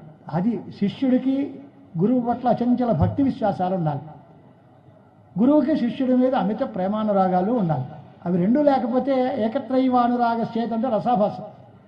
భార్యకి భర్త మీద ప్రేమ ఉండాలి, భర్తకి భార్య మీద అనురాగం లేకపోతే నేను వన్ సైడెడ్గా నేను ఆయన్ని కావాలనుకుంటున్నాను కానీ ఆయనకి నేను ఎక్కలేదండి అంటే ఏముంది దానిలో? చేత రసాభాసగా తయారైపోకూడదు. గురు శిష్యుల పట్ల ఉండే బంధం చాలా గొప్ప బంధం. లోకంలో బంధాలు ఎన్ని రకాలు ఉంటాయి మనం చెప్పగలమండి? కానీ శంకరాచార్యుల వారు స్పష్టంగా చెప్పేశారు, లోకంలో ఉండే బంధాలు ఎన్ని రకాలు అనేది చెప్పేశారు ఆయన. ఎలాగా అని అంటే మా పితృపుత్ర భావం ఒకటి, గురు శిష్య భావం ఒకటి. ఎక్కడ చెప్పారండి అని దక్షిణామూర్తి స్తోత్రంలో చెప్పారు. శిష్యాచార్యతయా తథైవ పితృపుత్రాధ్యాత్మన భేదత అన్న. శిష్యుడు ఆచార్యుడు ఇదొక సంబంధం, పితాపుత్రులు తండ్రి కొడుకులు అనేది ఒక బంధం. ఇలాంటి బంధాలతో లోకం భేదాన్ని చూస్తోంది. కానీ వాస్తవానికి అభేదం అంతే, ఇన్ని లేవు, ఒకటే. కానీ లోక వ్యవహారంలో రెండుగా కనిపిస్తోంది. ఆ రెండు కార్యకారణములు, కార్యం కారణం, అదొక భావం. అలాగే దీనివల్ల ఇది పుట్టింది అన్నారనుకోండి, అక్కడ కూడా మళ్ళీ శాస్త్రీయ సిద్ధాంతాల్లో ఆరంభవాదమా, పరిణామవాదమా, వివర్తవాదమా, అదంతా పేచిరి. అది ఎప్పుడైనా అవకాశం వచ్చినప్పుడు దాన్ని కూడా ప్రస్తావన చేద్దాం. ప్రస్తుతం గోవిందదేశకమువాచ తదా వచోభి ప్రాచీన పుణ్యజనిత ఆత్మవిబోధ చెన్నై. ఆయన అడిగాడు, కస్త్వం, నువ్వెవరు నాయన అని అడిగాడు. ఎలా అడుగుతారు? లోపల గుహలో ఆయన ఉన్నాడు, యువతల పైన ఈయన ఉన్నాడు కదా అంటే ఈయన ఎప్పుడైతే ప్రదక్షిణం చేసి స్తోత్రం చేశారో ఆ స్తోత్రానికి ప్రసన్నుడై కళ్ళు తెరిచేట. అప్పట్లో సమాధిలోంచి బయటకు వచ్చారు ఆయన. సమాధిలోంచి బయటకు వచ్చి ఈయన నువ్వెవరు అని అడిగారు. మాట పూర్తిగా దర్శనము బయటకు వచ్చారంటే రాదా, మాటలు విన్నాడు. ఈ స్తోత్రం వినేసరికి ఏదో గొప్పవాడు వచ్చినట్టున్నాడు, ఎవరు నాయన అని. తలుపు చప్పుడు మనం వింటూ ఉంటాం, మన అనుభవం కూడా అదే. తలుపు అవతల ఎవరో ఉన్నారనుకోండి, వెంటనే తలుపు తీసేస్తే వాడు ఎవడో వచ్చి మెడలో గొలుసు పట్టుకుపోతాడేమో అని భయమే కదా. నాయన ఎవరండి అని అడుగుతాం లోపల. అలాగే లోపల నుంచి అడిగి ఆయన ఎవరు అని అడిగాడు, కష్టం. ఈయన సమాధానం ఏం చెప్పాడు? స్వామిన్ అహన్న పృథివీ న జలం న తేజో న స్పర్శనో న గగన్ న చ తద్గుణావా నాపీంద్రియాణ్యపితు విద్ధి తతో వశిష్ఠో యః కేవలోస్తి పరమస్వ శివోహమస్మి. శ్లోకం మనందరికీ తెలిసిన మాట. తదేకో వశిష్ఠ శివ కేవలోహం మాట విన్నాం, బాగానే ఉంది. కానీ ఈ సమాధానం యుక్తమేనా? అసలు ఇలా ఎందుకు సమాధానం చెప్పారు? ఆలోచించామని ఎప్పుడైనా మనం? నేను భూమి కాదు, నిప్పు కాదు, నీరు కాదు, నువ్వు ఎవడన్నాడు నువ్వు నిప్పు అని అడిగాను నేను. నువ్వు నీరా నిప్పు అని అడిగానా నేను నిప్పు కాదంటావు ఏంటి? మనం ఎవరైనా వచ్చామని బాబు మీరు ఎవరండి అంటే నేను చెట్టు కాదు పుట్ట కాదు అంటాం. ఆ మధ్యన ఇప్పుడు సినిమాలో చెప్పే పాట, మాను మాకను కానే కాను మామూలు మనిషిని నేను అని పాట. మాను మాక ఎవడన్నాడు నిన్ను? నువ్వు చెట్టు అని ఎవడైనా అడిగామా? నువ్వు పుట్ట అని ఏదైనా అడిగామా? ఎవడు కాకపోతే నేను కాదని ఎందుకు అంటావు? నువ్వు కాదు అని చెప్పడానికి ఎప్పుడు అనాలి? అలా అనుకునేవాడు ఎవడైనా ఉంటే వాడిని కాదనడం కోసం కాదని చెప్పాలి. నువ్వు భూమి అని ఎవడన్నాడు? నువ్వు నీరని ఎవడన్నాడు? లేదా నువ్వు ఆకాశం అని ఎవడన్నాడు? నేను అపీంద్రియాణ్యపి నా ఇంద్రియాలు అని ఎవడన్నాడు అంటే అన్నారండి. అన్నారు కనుకే చెప్పాము సమాధానం. చార్వాకులు మొదలైన వాళ్ళు దేహాత్మవాదులు, ఇంద్రియాత్మవాదులు, బుద్ధ్యాత్మవాదులు వాళ్ళందరూ ఉన్నారు. వాళ్ళందరి ఖండనకి మార్గం ఇది. వాళ్ళందరినీ ఖండించడం కోసమే ఈ మాట అన్నారే. సరే, ఆత్మ విషయంలో ఆత్మ ఏది అంటే దేహమే ఆత్మ అని కొంతమంది అనుకున్నారు, ప్రాణం ఆత్మ అని మరికొంతమంది అన్నారు, ఇంద్రియాల ఆత్మ అని మరికొంతమంది అన్నారు. వాళ్ళు ఎందుకన్నారండి అంటే దేహం ఆత్మను ఎందుకన్నారు? జారిపోయేవాడు నేను అంటే ఈ స్తంభం నేనండి అంటాము మనం. మరి శరీరం నేను ఎందుకన్నాం? అనడానికి కారణం చెప్పాలి, కాదనడానికి కారణం చెప్పాలి. దేహం ఆత్మ అని ఎందుకు అంటున్నారు అని అంటే నేను ఎర్రగా ఉన్నాను, నేను 100 కేజీలు బరువు ఉన్నాను, నేను వచ్చాను, నేను వెళ్ళాను. ఏవి నేనంటే ఏంటి? బరువుగా ఉన్నది శరీరం. నేను ఎర్రగా ఉన్నాను అంటే శరీరం. నేను వచ్చాను అంటే శరీరం. నేను వెళ్ళాను అంటే శరీరం. నేను బలిశాను అంటే శరీరం. నేను చిక్కిపోయాను అంటే శరీరం. ఈ వ్యవహారాలన్నింటినీ బట్టి శరీరమే ఆత్మ అన్నారు. అవుతుందా అని అంటే కాదబ్బా, శరీరం నా ఆత్మ. ఎందువల్ల? జడత్వ. ఆత్మ చేతనం, శరీరం జడం. జడమైన శరీరం ఆత్మ ఎలా అవుతుంది? శరీరానికి పుట్టుక చావు ఉన్నాయి, ఆత్మకి లేదు. దేహీ నిత్యం అవధ్యోయం భగవద్గీతల్లో చెప్పారు కదా. అంచేది శరీరాన్ని ఆత్మను కూడా భ్రాంతి. శరీరం ఆత్మ కాదు. శరీరం ఆత్మ అయితే శరీరస్య న చైతన్యం మృతేషు వ్యభిచారత. శరీరం శవం పడుకుంటే కూడా శరీరం ఉంటుంది. ఉన్నాడంటావా? పోయాడండి అంటే శరీరం పోలేదుగా, అక్కడే ఉంది. అంటే శరీరం ఆత్మ కాదు అనడానికి యుక్తులు ఉన్నాయి, శరీరం ఆత్మ అనడానికి యుక్తులు ఉన్నాయి. ఏ యుక్తులు ప్రామాణికములు? ఈ వేటిని మనం నమ్మాలి, వేటిని నమ్మకూడదు, అక్కడ పట్టుకోవాలి. అలాగే నేను చూస్తున్నాను అంటే కన్ను చూస్తాను, నేను వింటున్నాను అంటే చెవి వింటాను. మరి నేను వింటున్నాను అన్నాను కనుక చెవే ఆత్మ, నేను చూస్తున్నాను కనుక కన్నే ఆత్మ అనేవాళ్ళు ఇంద్రియాత్మవాది. అవి సాధనాలయ్యా. నేను చూస్తున్నానంటే నేను కంటితో చూస్తున్నాను, నా కన్ను. నేను కన్ను అని ఎవడు అండగా? నా కన్ను అంటాడు కానీ నేను కన్ను అండగా. అంటే నా యొక్క కన్ను అన్నాను కనుక కన్ను వేరు, నేను వేరు. అలాగే నా శరీరము నేను వేరు, నా శరీరం వేరు. ఈ భేదం కనిపిస్తోంది కనుక ఒకటి నిజం, రెండోది దానికి సంబంధించినది, అది వచ్చిపోయేది. ఇప్పుడు నా బట్టలండి అన్నాం అనుకోండి, నేనున్నంత పెర్మనెంట్గా బట్టలు పెర్మనెంట్ కాదు. వాసాంసి జీర్ణాన్ని విహాయ నవాని గృహ్ణాది నరోపరాని. బట్టలు మారుస్తాం, అలాగే శరీరాలు మారుస్తాం. ఆత్మని మార్చేస్తామంటే ఆత్మని మార్చడం కుదరదుగా. ఆత్మ రాకపోకలు లేని వ్యవహారం. ఆత్మ రాదు పోదు, ఎప్పుడూ ఉంటుంది. అంటే ఆత్మ యొక్క లక్షణాలు ఏమిటో తెలియాలి, అనాత్మ వస్తువుల యొక్క లక్షణాలు ఏమిటో తెలియాలి. అది తెలియకుండా ఎందుకు పోయిందండి అంటే అనాత్మ వస్తువుని ఆత్మగా భావించేటువంటి అంత బలమైన అజ్ఞానం మన దగ్గర ఉంది.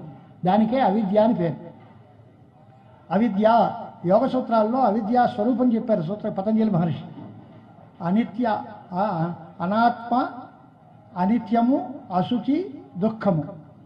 ఈ వస్తువుల్లో నిత్యమని, శుచి అని, సుఖమని, ఆత్మ అని భ్రాంతి కలిగితే దానికి అవిద్య అని పేరు. అంటే అనిత్యే నిత్యబుద్ధి.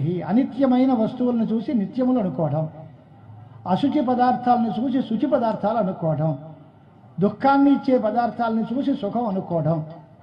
ఫ్రిడ్జ్లో వాటర్ చల్లగా బాగుంటుంది, తాగుతాం, రోగం వస్తుంది.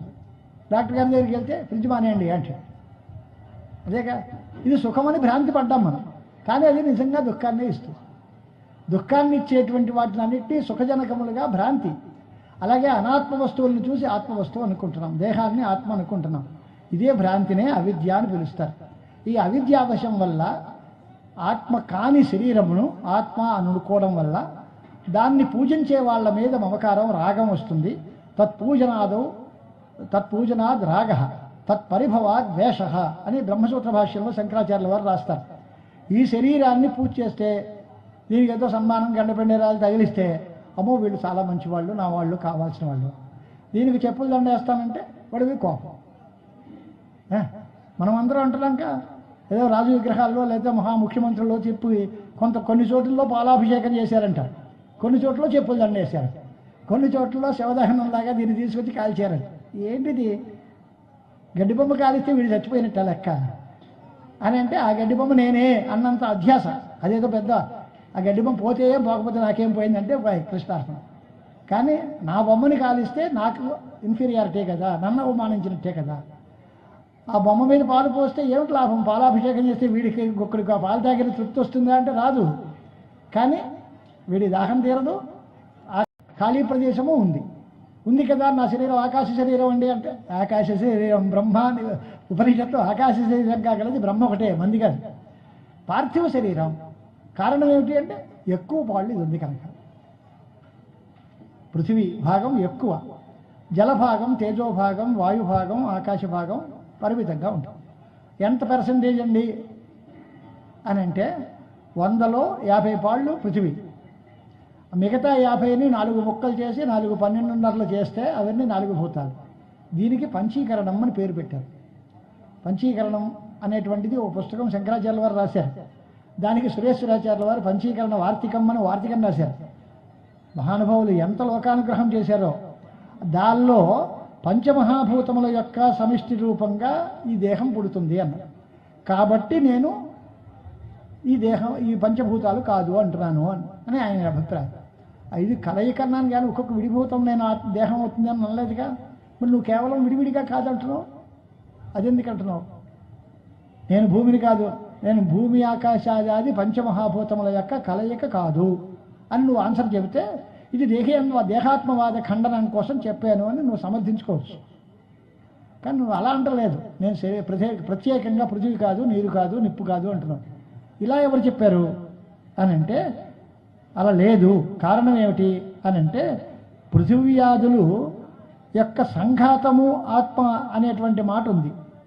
పృథివ్యాది తత్వ నిరూపణం ఎందుకు చేస్తారు అని అంటే వాళ్ళకి పృథివ్యాది ద్రవ్యాలకి సంబంధమే కుదరదు.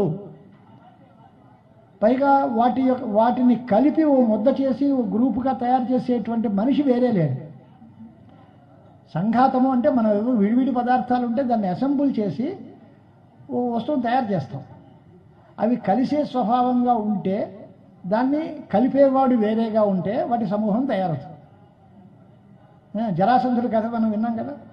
జరాసంధుడు 2 ముక్కలుగా చీరిపోతే దాన్ని జర అనేటువంటి రాక్షసి ఆవిడ వచ్చి ఆ ముక్కల్ని కలిపి ఆ 2 ముక్కల్ని కలిపి చేసింది ఓ మనిషిగా. ఎప్పుడూ కలిసే అలవాటు ఉన్నంతకాలం. కృష్ణ పరమాత్మ భీముడికి చెప్పిన తర్వాత రివర్స్లో పెట్టి అటు ఇటు పారేరా అంటే అది కలిసే యోగ్యత లేదు కనుక కలవలేదు. కలిపేవాడు ఉండాలి, కలిసే యోగ్యత ఉండాలి. 2 ఉన్నప్పుడు సంఘాతం ఉంటుంది. ఈ భూమి ఆకాశం కలిసే సంబంధమే లేదు. దానికి ఏం సంబంధం పెడతావు? పైగా వీటిని కలిపేవాడు ఎవడున్నాడు? సంఘాతాన్ని చేసే మనిషి ఎవడున్నాడు? అంచేత సంఘాత కర్తురభావాచ్చ సంయోగాది సంబంధ అనభ్యుపగమాచ్చ అనేటువంటి దోషం. సంఘాతం ఎప్పుడైతే లేదో ప్రత్యేక మత నిరాకరణం ఉండాలి కదా.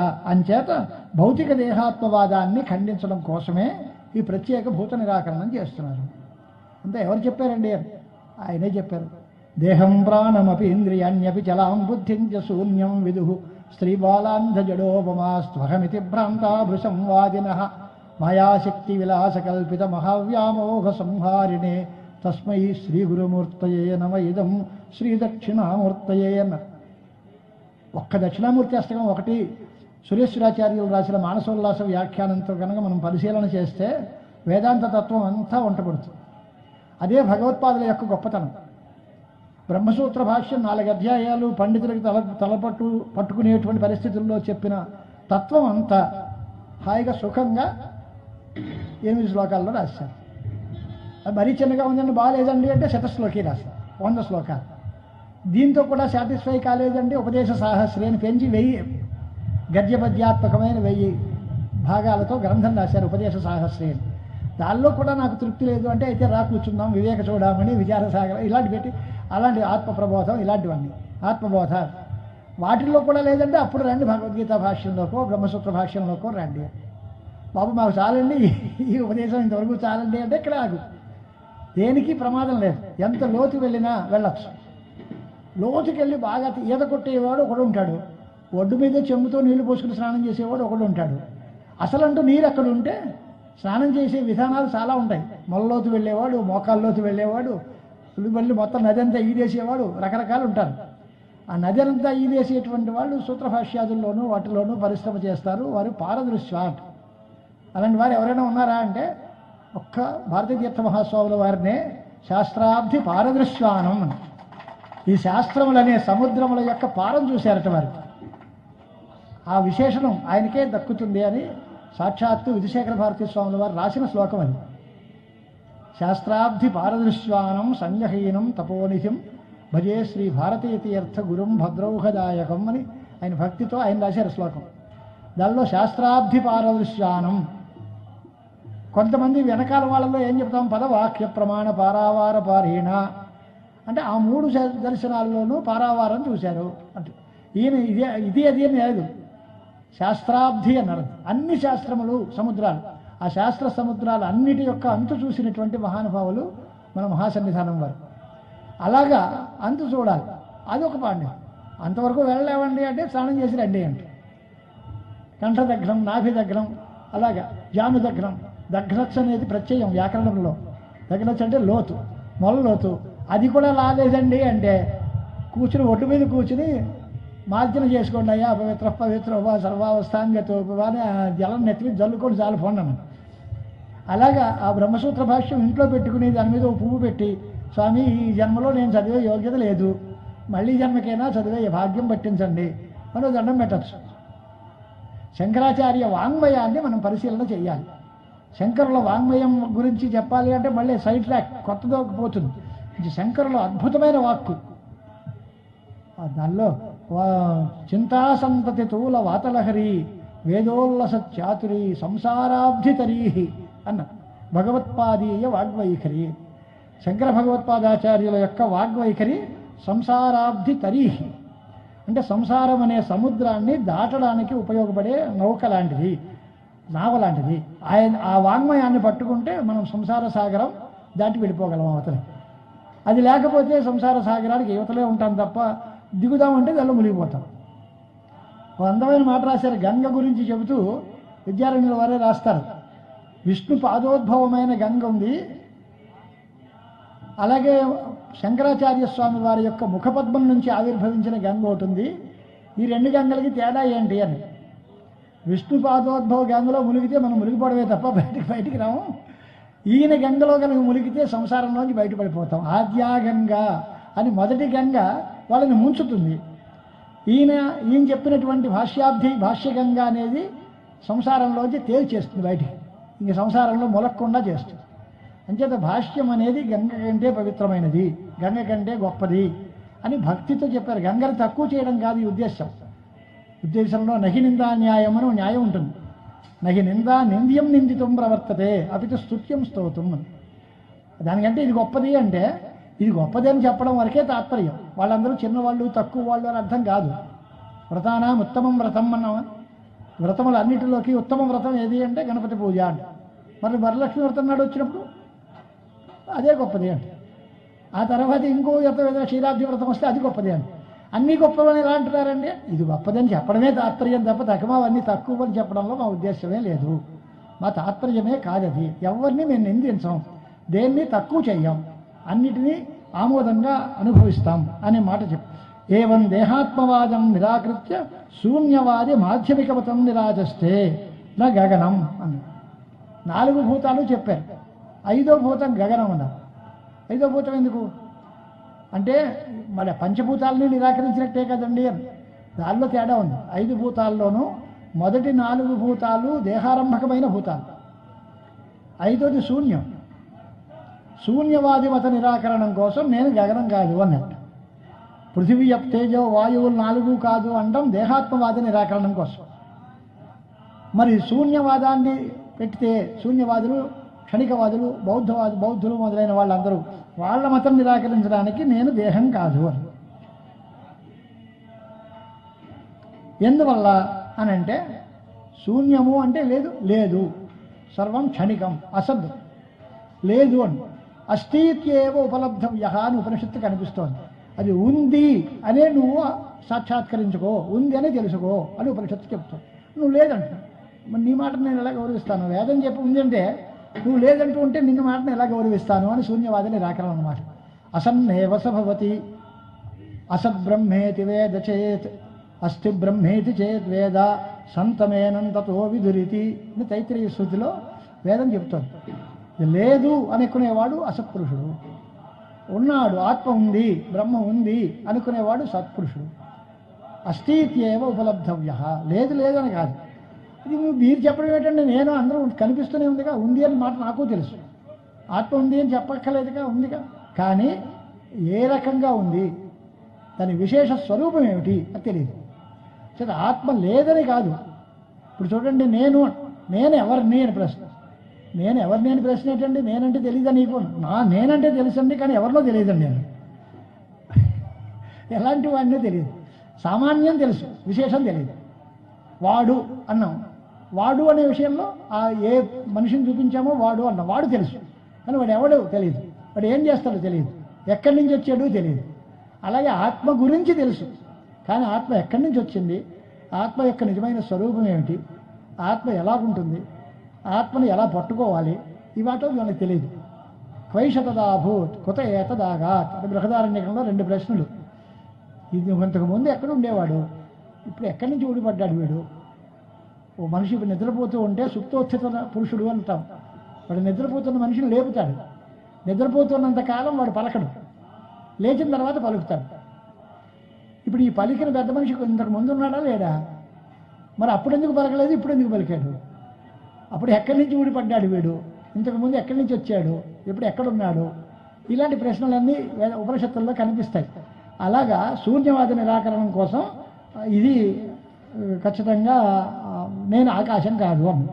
ఇప్పుడు మనస్సు కాదండల్లో ఏం బాధ అని అంటే ఆపోమయ ప్రాణ అన్నమయం హి సౌమ్య మనః అనే శృతుల వల్ల మనస్సు ప్రాణము ఈ 2 నీళ్ళ యొక్క వికారం ప్రాణం.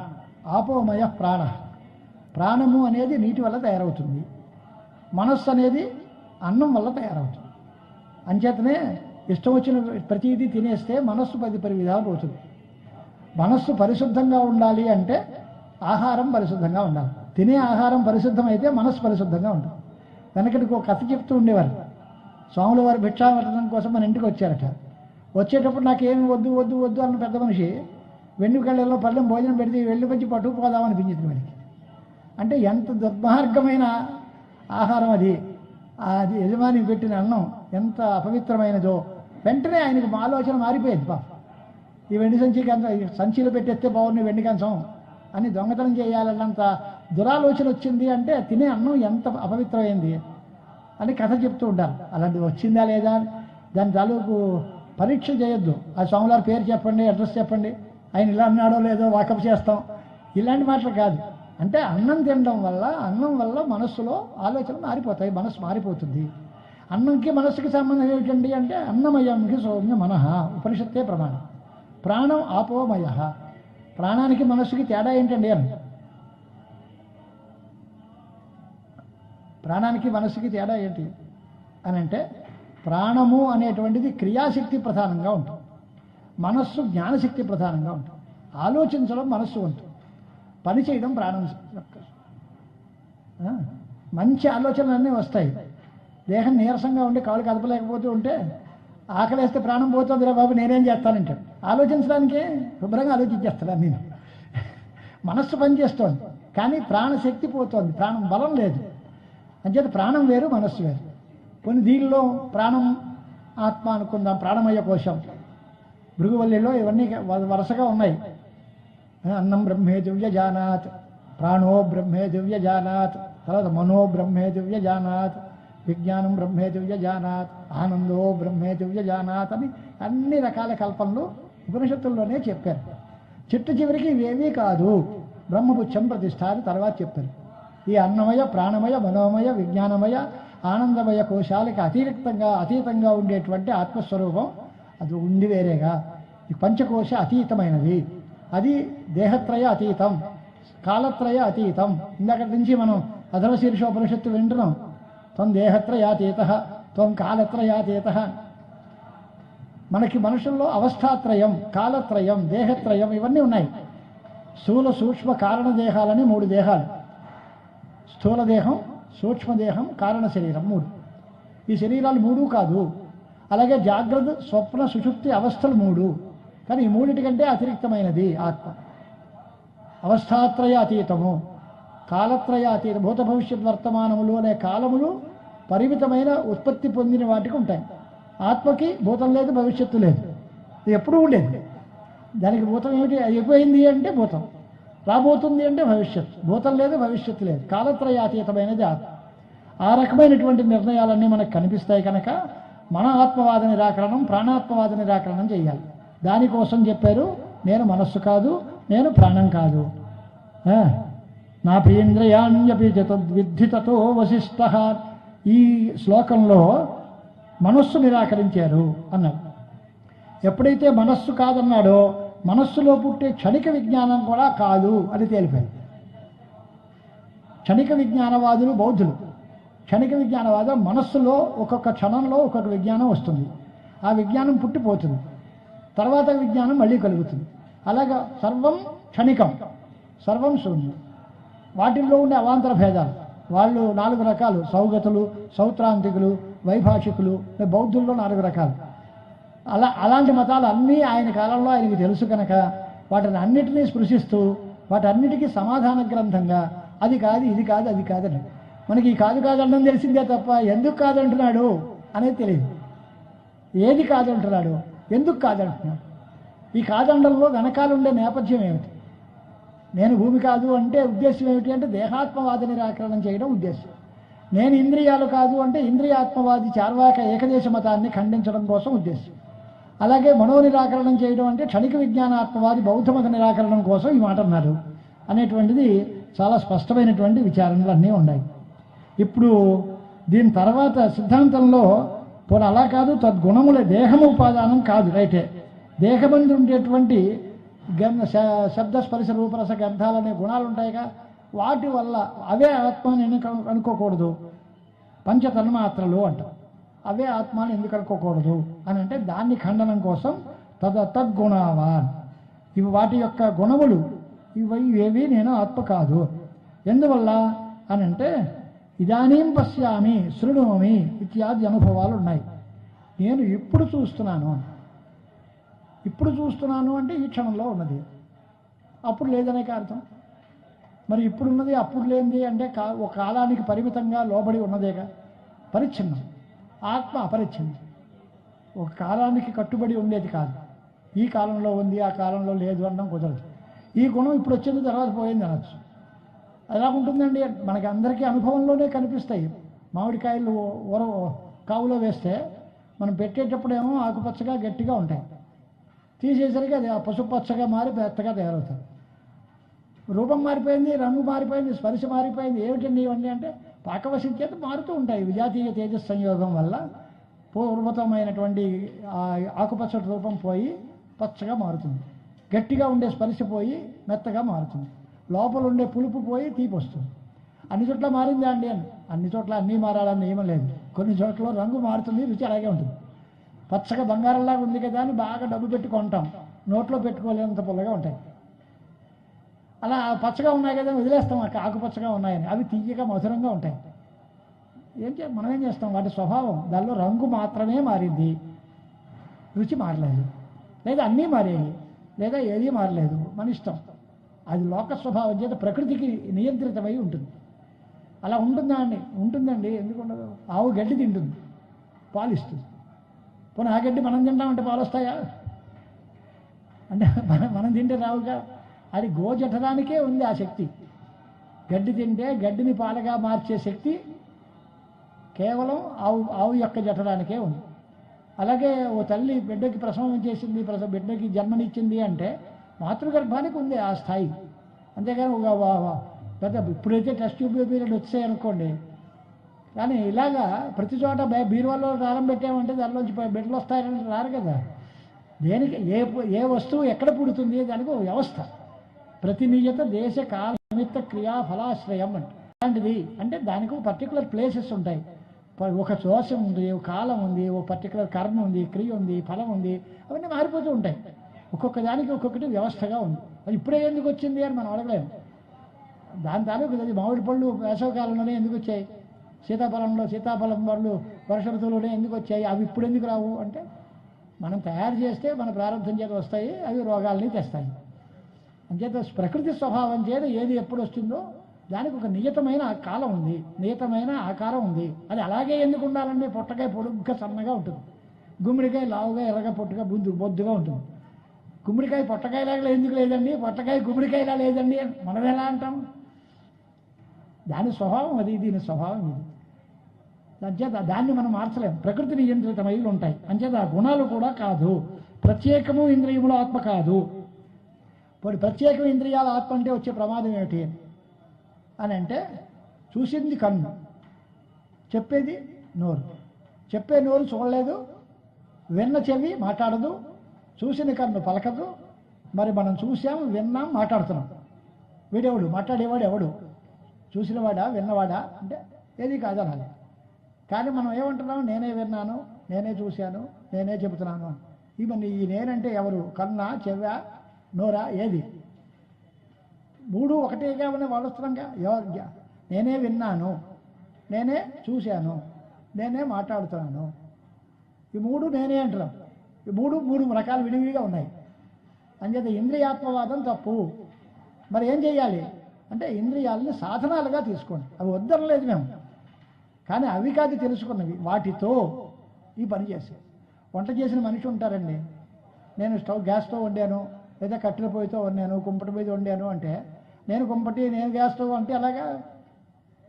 నేను గ్యాస్ స్టవ్ కాదు కదా. గ్యాస్ స్టవ్ను ఉపయోగించుకుని నేను వండాను, నేను కట్టెల పొయ్యి మీద వండాను, నేను గిన్నెతో వండాను. ఇదో అనండి, అవన్నీ సాధనాలే తప్ప కర్తలు కావు. అలాగే నేను నా ఇంద్రియంతో చూశాను, నేను నా ఇంద్రియంతో విన్నాను, నేను నా ఇంద్రియంతో పనిచేశాను. ఈ మాటలన్నీ ఉంటాయి కదా. ఇంద్రియాలన్నీ సాధనాలు. ఒక గొడ్డలతో చెట్టు నరికితే గొడ్డలు నరికింది అని అనరు, గొడ్డలితో చెట్టు నరికాడు అంట. గొడ్డలి సాధనమే తప్ప కరణం, ప్రతి సాధనం ఒక కర్త కావాలి అంటుంది. ఆ కర్త ఎవరు? ఆత్మ. ఈ ఇంద్రియాలన్నీ సాధనాలు మాత్రమే తప్ప ఆత్మ కాదు. చేత ఇంద్రియాత్మవాద నిరాకరణం చేశారు. ఇక మరి ఇంకోటి ఏముంది చివరికి? ఇంద్రియాన్ని కాదు అంచేత ఇది అంతా అదే ఏది పడితే అదే కాదంటున్నారండి. ఏమిటో చెప్పండి అని. మనకు కనిపించేవి ఇవన్నీ. శరీరం కనిపిస్తోంది, ఇంద్రియాలు అనుభవంలో ఉన్నాయి. కనిపించవు, ఇంద్రియాలు అనుభవంలో ఉన్నాయి. మరి తెలుసు, బుద్ధి ఉంది, ప్రాణం ఉంది అంటున్నాం. ఇవేవి కాదండి. మరి ఏమిటో చెప్పవయ్యా, ఈ నసందుకు మాకు. నువ్వు ఇవన్నీ కాదు, అది కాదు, ఇది కాదు, అది కాదంటావు. కాదంటావే తప్ప అసలు ఏమిటో చెప్పవే అని అంటే తదేకో వశిష్ట శివ కేవలోహం. చివరికి మిగిలినటువంటి పరమశివుణ్ణి నేనే. శివ అంటే మళ్ళీ విభూతి, రుద్రాక్షమాలేవి, త్రిశూలం ఏది అనకూడదు. అది గౌణరూపం. ఆ నామరూపాతీతమైన చైతన్యం. అది విష్ణుతత్వం అనండి, శివతత్వం అనండి, అమ్మవారు అనండి, గణపతి అనండి, ఏదైనా అనండి మీ ఇష్టం. చివరికి మిగిలినది శాశ్వతమైనది, నిత్యమైనది, శుద్ధమైనది, బుద్ధమైనది, ముక్త స్వభావమైనది ఆత్మ వస్తువు నేనే అయ్యున్నాను అని అర్థం. దీనిలో ఆత్మ పనిచేస్తాడా, చేయడా?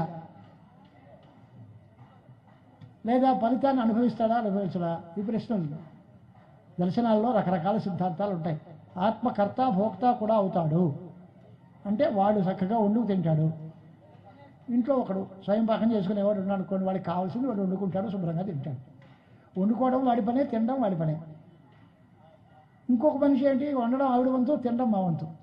ఒక వెనకటికి ఇద్దరు కలిసిమెలిసి పని చేసుకుందాం అన్నట్టు. ఏమిటి అంటే వండడం నీ వంతు, తినడం నా వంతు. పక్క వేయడం నీ వంతు, పడుకోవడం నా వంతు.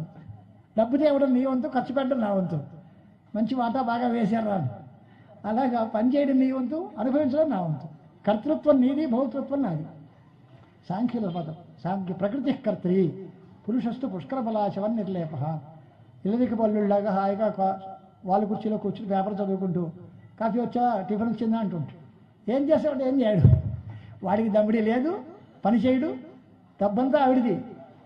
ఖర్చు చేసేది, పని చేసేది అంతా ఆవిడే, అనుభవించేది మాత్రం వీడు. ఇది సాంఖ్యుల సిద్ధాంతం. అంటే కర్తృత్వం ఆవిడ యందు ఉంది, భోక్తృత్వం మాత్రం వీడి యందు ఉంది.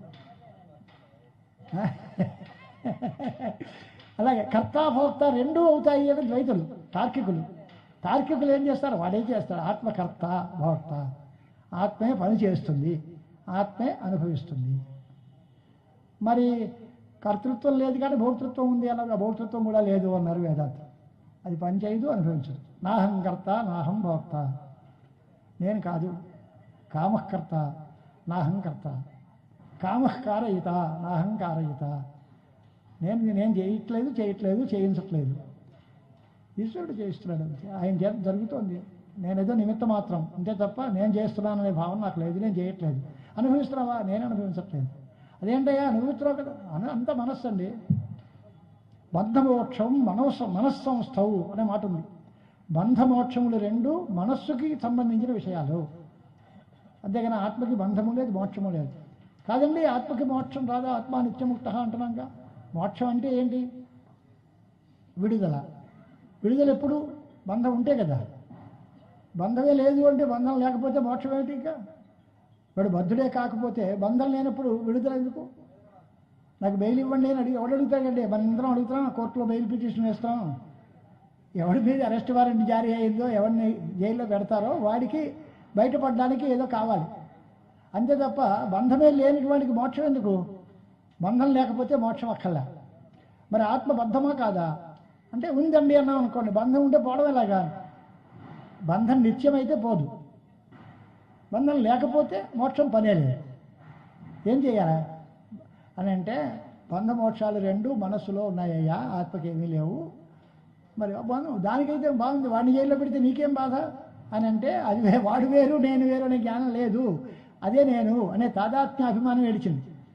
ఆ మనస్సుతోటి ఆత్మకితోటి కలిసిపోయిన బంధం ఉంది కనుక మనస్సుకు ఉండే బంధం తన బంధం అనుకుంటాం. దారాపుత్రాదిషు వికలేషు సకలేషవా అహమేవ వికలహ సకలోహం అంటున్నాడు. నా పెళ్ళానికి ఒంట్లో బాగోలేదండి, నా మనసు బాగోలేదండి. నీకేముంది, నువ్వు శుభ్రంగా దుఃఖలాగా ఉన్నావు కదా, అనారోగ్యం ఆవిడిదిగా నీకేముంది అంటే, అబ్బే ఆవిడ అలా బాధపడుతూ ఉంటే నేను ఎలా ఉండగలనండి అంటే, మా కొడుకు ఉద్యోగం రావటం లేదండి, ఎంత తాపత్రయపడిపోతున్నాం, చాలా చికాగ్గా ఉందని.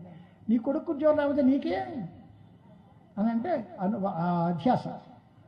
నేను వాడు వేరు కాదు, నా వాడు, అహంకార మమకారాదులు, నేను నాది అనే భావంతో వాళ్ళ మీద ఒక అభినివేశం, ఆత్మీయమైన భావం పెట్టుకోవడం వల్ల దాని సుఖదుఖాలు తన సుఖదుఖాలుగా భావిస్తాం. పోనీ అలాగే అందరి సుఖదుఖాలు నీ సుఖదుఖాలుగా అనుకో, అబ్బాయి అది మా వల్ల కాదండి, అది మేము చెప్తున్నామని. సర్వభూతముల యొక్క సార్వభూతాత్మత్వం అంటే అన్ని భూతములు సుఖంగా ఉంటే నా సుఖం, అన్ని భూతముల యొక్క దుఃఖం నా దుఃఖమే, సర్వభూతముల యొక్క సుఖదుఖాలు నావే అనే భావిస్తే సంతోషమే, అది విశ్వాత్మత్వం వస్తుంది. అప్పుడు వేదాంత సిద్ధాంతం ఉండబడుతుంది. కానీ అలా ఒప్పుకోవట్లే, కొంతమంది పరిమితంగా పెట్టుకుని వీళ్ళు నా వాళ్ళు బాగుంటే చాలు, తక్కువ వాళ్ళు ఎంత పాడైపోతే అంత ఆనందం. ఇది ఎక్కడ గొడవ? ఇది రాగద్వేషాలు ఏమిటి, వ్యవహారం ఏమిటి అనే మాట వస్తుంది. అందుచేత తదేకో వశిష్ఠ శివ కేవలోహం అని చెప్పి ఆత్మకి కర్తృత్వ భోక్తృత్వాలు ఉన్నాయా లేదా అనే పరిశీలనలో కర్తాభోక్త చేతి వైశేషికా, వైశేషిక దర్శనంలో కర్త భోక్త కూడా ఆత్మ అవుతుంది అన్నారు.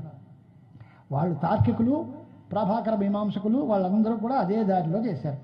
ఇక భోక్తైవేతి సాంఖ్యాశ్చ అన్నాడు. భోక్త మాత్రమే అని సాంఖ్యులు అన్నారు. కర్త కాదు, కర్త ప్రకృతి, భోక్త నేనే. ఇప్పుడు ఇవన్నీ ఎందుకండి మేము చెప్పింది సమాధానం? ఈ ప్రశ్నలో ఈ మాటలేం లేవుక, నువ్వు ఆత్మ నువ్వు కష్టం అని అడిగాడు. ఇవి ఇవన్నిటికి సమాధానంలో ఇవన్నీ ఎందుకు వచ్చాయి అని అంటే, కేవలం అనే మాట ఉంది. కేవలం అంటే కర్తృత్వ భోక్తృత్వాదులు లేనటువంటి శివ అనేటువంటి మాట చేత ఆత్మకు సుఖాది దుఃఖాలుంటాయి, సుఖ దుఃఖాలుంటాయి అనే మాట కూడా నిరాకరిస్తుంది. అంటే ఆత్మ విషయంలో అనేక మంది దార్శనికులు అనేక రకాల అభిప్రాయాలు వ్యక్తం చేశారు. వాటిని అన్నిటినీ కలిసికట్టి మూటకట్టి అవతల వారేశారన్నమాట శంకరాచార్యుల వారు ఒక్క శ్లోకంలో. ఆత్మ అంటే ఆత్మకి సుఖం ఉంటుంది, ఆత్మకి దుఃఖం ఉంటుంది, ఆత్మకి జ్ఞానం వస్తుంది, ఆత్మకి ధర్మం ఉంటుంది, అధర్మం ఉంటుంది. బుద్ధ్యాదయోష్టవు ఆత్మమాత్ర గుణా, బుద్ధి సుఖ దుఃఖ ఇచ్ఛా ద్వేష ప్రయత్నములు అనే 8 గుణాలు ఆత్మకు ఉంటాయి అని తార్కికులు అంటున్నారు. అన్నీ తీసిపారే, కేవలం ఏమీ లేవు. కర్తృత్వ భోక్తృత్వాదులు లేవు, సుఖ దుఃఖాదులు లేవు, ఏమీ లేవు ఆత్మకి. నిర్గుణము, నిరాకారము, నిష్క్రియము, నిరంజనము, నిర్వికల్పము అని ఆత్మస్వరూపం చెప్పడం కోసమే కేవలం అనేటువంటి మాట వాడారు. అంచేత శ్లోకం మరోసారి చూసుకుంటే మనం, స్వామిన్ నహం న పృథివీ న జలం న తేజ న స్పర్శన న గగనం న చ తద్గుణావా నాపి ఇంద్రియాణ్యపి తు విద్ధి తతోవశిష్టః యః కేవలోస్తి పరమస్స శివోహమస్మి. ఆ కేవల అనే మాటలో ఇవన్నీ కాదు తోసేశారన్నమాట. వైశేషికులు, తార్కికులు, ప్రాభాకరులు వీళ్ళందరూ చెప్పినటువంటి మతాలన్నిటినీ తీసేశాం. పరమః అనే మాట చేత ఆయనే నిరతిశయ సుఖస్వరూపుడు, పరమపురుషార్థం దానివల్లే వస్తుంది. అది ఆయనే పరమశివుడు, పరమాత్మ, పరబ్రహ్మ. ఈ మాటలన్నిటి చేత చెప్పబడేది నేనే. అంచేత నన్ను నేను తెలుసుకోవడమే కావాలి. అది తెలియడం కోసమే నేను నీ దగ్గరికి వచ్చాను. ఇంతకు వేదాంత నువ్వు నాకు చెబితే నేను నీకు చెప్పేదే ఉందయ్యా. గోవింద భగవత్పాదుల దగ్గరికి వచ్చి ఇప్పుడు నువ్వు నాకు చెప్తున్నావా నేను నీకు చెప్తున్నాను ఎందుకని? పూర్వకాలం ఉపనిషత్తుల్లోనూ అన్ని కథలు ఉన్నాయమ్మా. ఓ రాజుగారి దగ్గరికి మహాపండితుడు వెళ్ళాడు. అజాతశత్రు సంవాదం అని, గార్గి అజాతశత్రు సంవాదం అని ఉపనిషత్తులో ఉంది. కార్గ్యుడనే బ్రాహ్మణుడు అజాతశత్రువు రాజు ఆయన దగ్గరికి వెళ్ళాడు. ఏదో చెప్తానండి, ఆత్మవిచారం చేస్తాను, బ్రహ్మ విచారం చేస్తాను, చెప్పు నాయన ఏదో అడిగాడు, చెప్పాడు. ఇంతేనా అన్నాడు రాజుగారు. ఇంతేనా అంటే ఇంతేనండి అని. ఇంతేనా? మరి ఇంకోసారి అడిగాడు, మళ్ళీ రెట్టించి అంతే. ఇంతేనా, ఇంకేం లేదా అన్న. నాకు ఇంతే తెలుసండి. అయితే నేను చెప్తాను విను. అయితే నేను చెప్తాను విను. మీరు అంటే ఆయనకి అర్థం ఏమొచ్చింది అంటే ఆయన క్షత్రియుడు, ఈ వచ్చిన బ్రాహ్మణోత్తముడు ఈయన మీకు నేను చెప్పడం మరి సంప్రదాయ విరుద్ధం అండి. అంచేత మీలాంటి వాళ్ళు మాకు చెప్పడానికి పుట్టారు, మేము మీ ఆజ్ఞల్ని పరిపాలించాలి, అంతేగాని మేము చెప్పడం అనేది అంత మంచి పని కాదు. కనుక విజ్ఞాపయిష్యామి, నేను తమకు విజ్ఞాపన చేసుకుంటాను మీ అనుమతిస్తే అని శుద్ధ బ్రహ్మ గురించి రాజుగారు చెప్పారట. అలాగే ఇప్పుడు గోవింద భగవత్పాదుల దగ్గరికి వచ్చి మొత్తం వేదాంతం అంతా ఈయన ఏకవ పెడితే ఆకర్ణ్య శంకర గురో శంకర మునేర్వచనం దదిత్తం అద్వైత దర్శన సముత్థ సముపాత్తహర సముత్థం ఉపాత్తహర్ష. అద్వైత దర్శనం ఎంత అందంగా తెలుసండి ఇతనికి అద్వైతం. పూర్తిగా కరతలామలకల్లాగా వేదాంత తత్వం అంతా తెలుసు. చాలా ఆనందించారు గురువుగారు. ఇలాంటి వాడు సప్రాహ శంకర శంకర ఏవ సాక్షాత్ జాతః త్వం ఇది అతహం అవైమి సమాధి దృష్ట్యా. అప్పుడు గురువుగారి సమాధానం ఏమిటి అంటే, ఆయన చాలా సంతోషం. ఎవరు అంటే నువ్వెవరు అని అడిగాను నేను. ఎవరు నువ్వు చెప్పక్కర్లేదు, నాకు తెలుసు. ఏం తెలుసండి? సాక్షాత్ శంకరుడివి నువ్వు. శంకర త్వం సాక్షాత్ శంకర ఏవ సాక్షాత్ జాతః, ఆ పరమశివుడివే ఈ రకంగా పుట్టావు అనే విషయం నాకు తెలుసు అని. తెలిస్తే ఎందుకు అడిగారండి అంటే, తెలిస్తే కష్టం అని అడగడం ఎందుకు? లోకం మనకు ఉంది కదా. అబ్బాయి పేరేంటి అన్నాం అనుకోండి, అడిగితే పలానా పేరు చెప్పాను, మీకు ఎలా తెలిసిండి? నీ ముఖం మీదే ఉంది ఆ పేరు అన్నట్టు అవడం. చెమ్మన్నా నీ పేరు ఏంటి అన్నట్టే అవడం. అలాగా నువ్వు ఫలం నేను శంకరుడిగా పుట్టాను, శంకరాచార్య అవతారము, శంకరుల యొక్క అవతారంగా పుట్టి అన్నీ తెలిస్తే నన్ను అడగడం ఎందుకండి అంటే, సమాధి దృష్టిలో తెలుసుకున్నాను ఆయన నువ్వు వచ్చావని. తస్య అప్పుడు వారి గురువుకి అనుగ్రహం కలిగింది. అప్పుడు ఆ సమాధిలోంచి లేచినటువంటి గోవింద భగవత్పాదాచార్యుల వారు ఆ గుహలోంచి తమ పాదద్వయం 2 కాళ్ళవి బయటికి ప్రసారం చేశారట. ముఖం వచ్చి దర్శనం చేయలే, వచ్చేలేదు. వెళ్ళి కాకలి చేసుకుని బుద్ధులు పెట్టేసుకుని అలాంటి సోమవారు కాదు మన వాళ్ళు. ఆయన కాళ్ళు చాపారే తప్ప, అంతే తప్ప ఏమి వ్యవహారాలు ఏమీ లేవు. తస్య ఉపదర్శిత అతః చరణౌ గుహాయాః ద్వారే న్యపూజయదుపేత్యస శంకరార్యః. శంకర భగవత్పాదుల దగ్గరికి కాళ్ళు చాపారు. చెబితే ఆయన భగవత్పాదులు పూజ చేశారు శంకరుడు.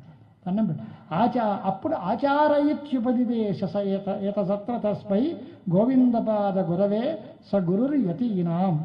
అప్పుడు ఆయన ఆచారము అనేటువంటి అభిప్రాయంతో చెప్పాలి కనుక, గురువుని కనుక చెప్పడం మంచిది కనుక, నీకు వచ్చేసినా తెలిసిందే అయినా పెద్దవాళ్ళ దగ్గర నేర్చుకోవాలి, గురు సంప్రదాయంలో ఉండాలి. ఇప్పటికే ఆయన ఆతుర సన్యాసం, మానసికంగా సన్యాసం తీసుకునే వచ్చారు అక్కడికి. ఇక్కడికి వచ్చి క్రమ సన్యాసం కోసం యోగ్యులైన గురువుల దగ్గర కాషాయ దండాలు పరిగ్రహించి ప్రణవ మహావాక్యోపదేశం చేసుకుని సన్యాసం తీసుకోవాలి అనే ఉద్దేశంతో ఆచారము అనేటువంటి దానిలో కేవలం సంప్రదాయం కోసం చెప్తున్నాను. చెప్పాల్సింది మిగిలింది అని కాదు. నీకు తెలియంది నేను కొత్తగా ఏదో చెప్పేస్తాను అని అనలే గోవింద భగవత్పాదులు. నాన్న నీకు అన్నీ తెలిసినవే, అయినా చెప్పడం మా బాధ్యత, సంప్రదాయం. ఇలాంటి కథలు మనకి ఎక్కడ కనిపిస్తాయి అని అంటే, భగవంతుడి దగ్గరికి దేవతలందరూ వెళ్ళి, బాబు సర్వజ్ఞుడు మీరు, మీకు తెలియంది ఏముంది, అయినా మా కష్టాలు మీకు వినిపించుకుంటాం, తెలియంది ఏముంది, తెలిసిన తర్వాత చెప్పడం ఎందుకండి అంటే, మా కష్టాలన్నీ నీకు తెలుసు కదా, మళ్ళీ ఏకరవ పెట్టడం ఎందుకు ఇవన్నీ?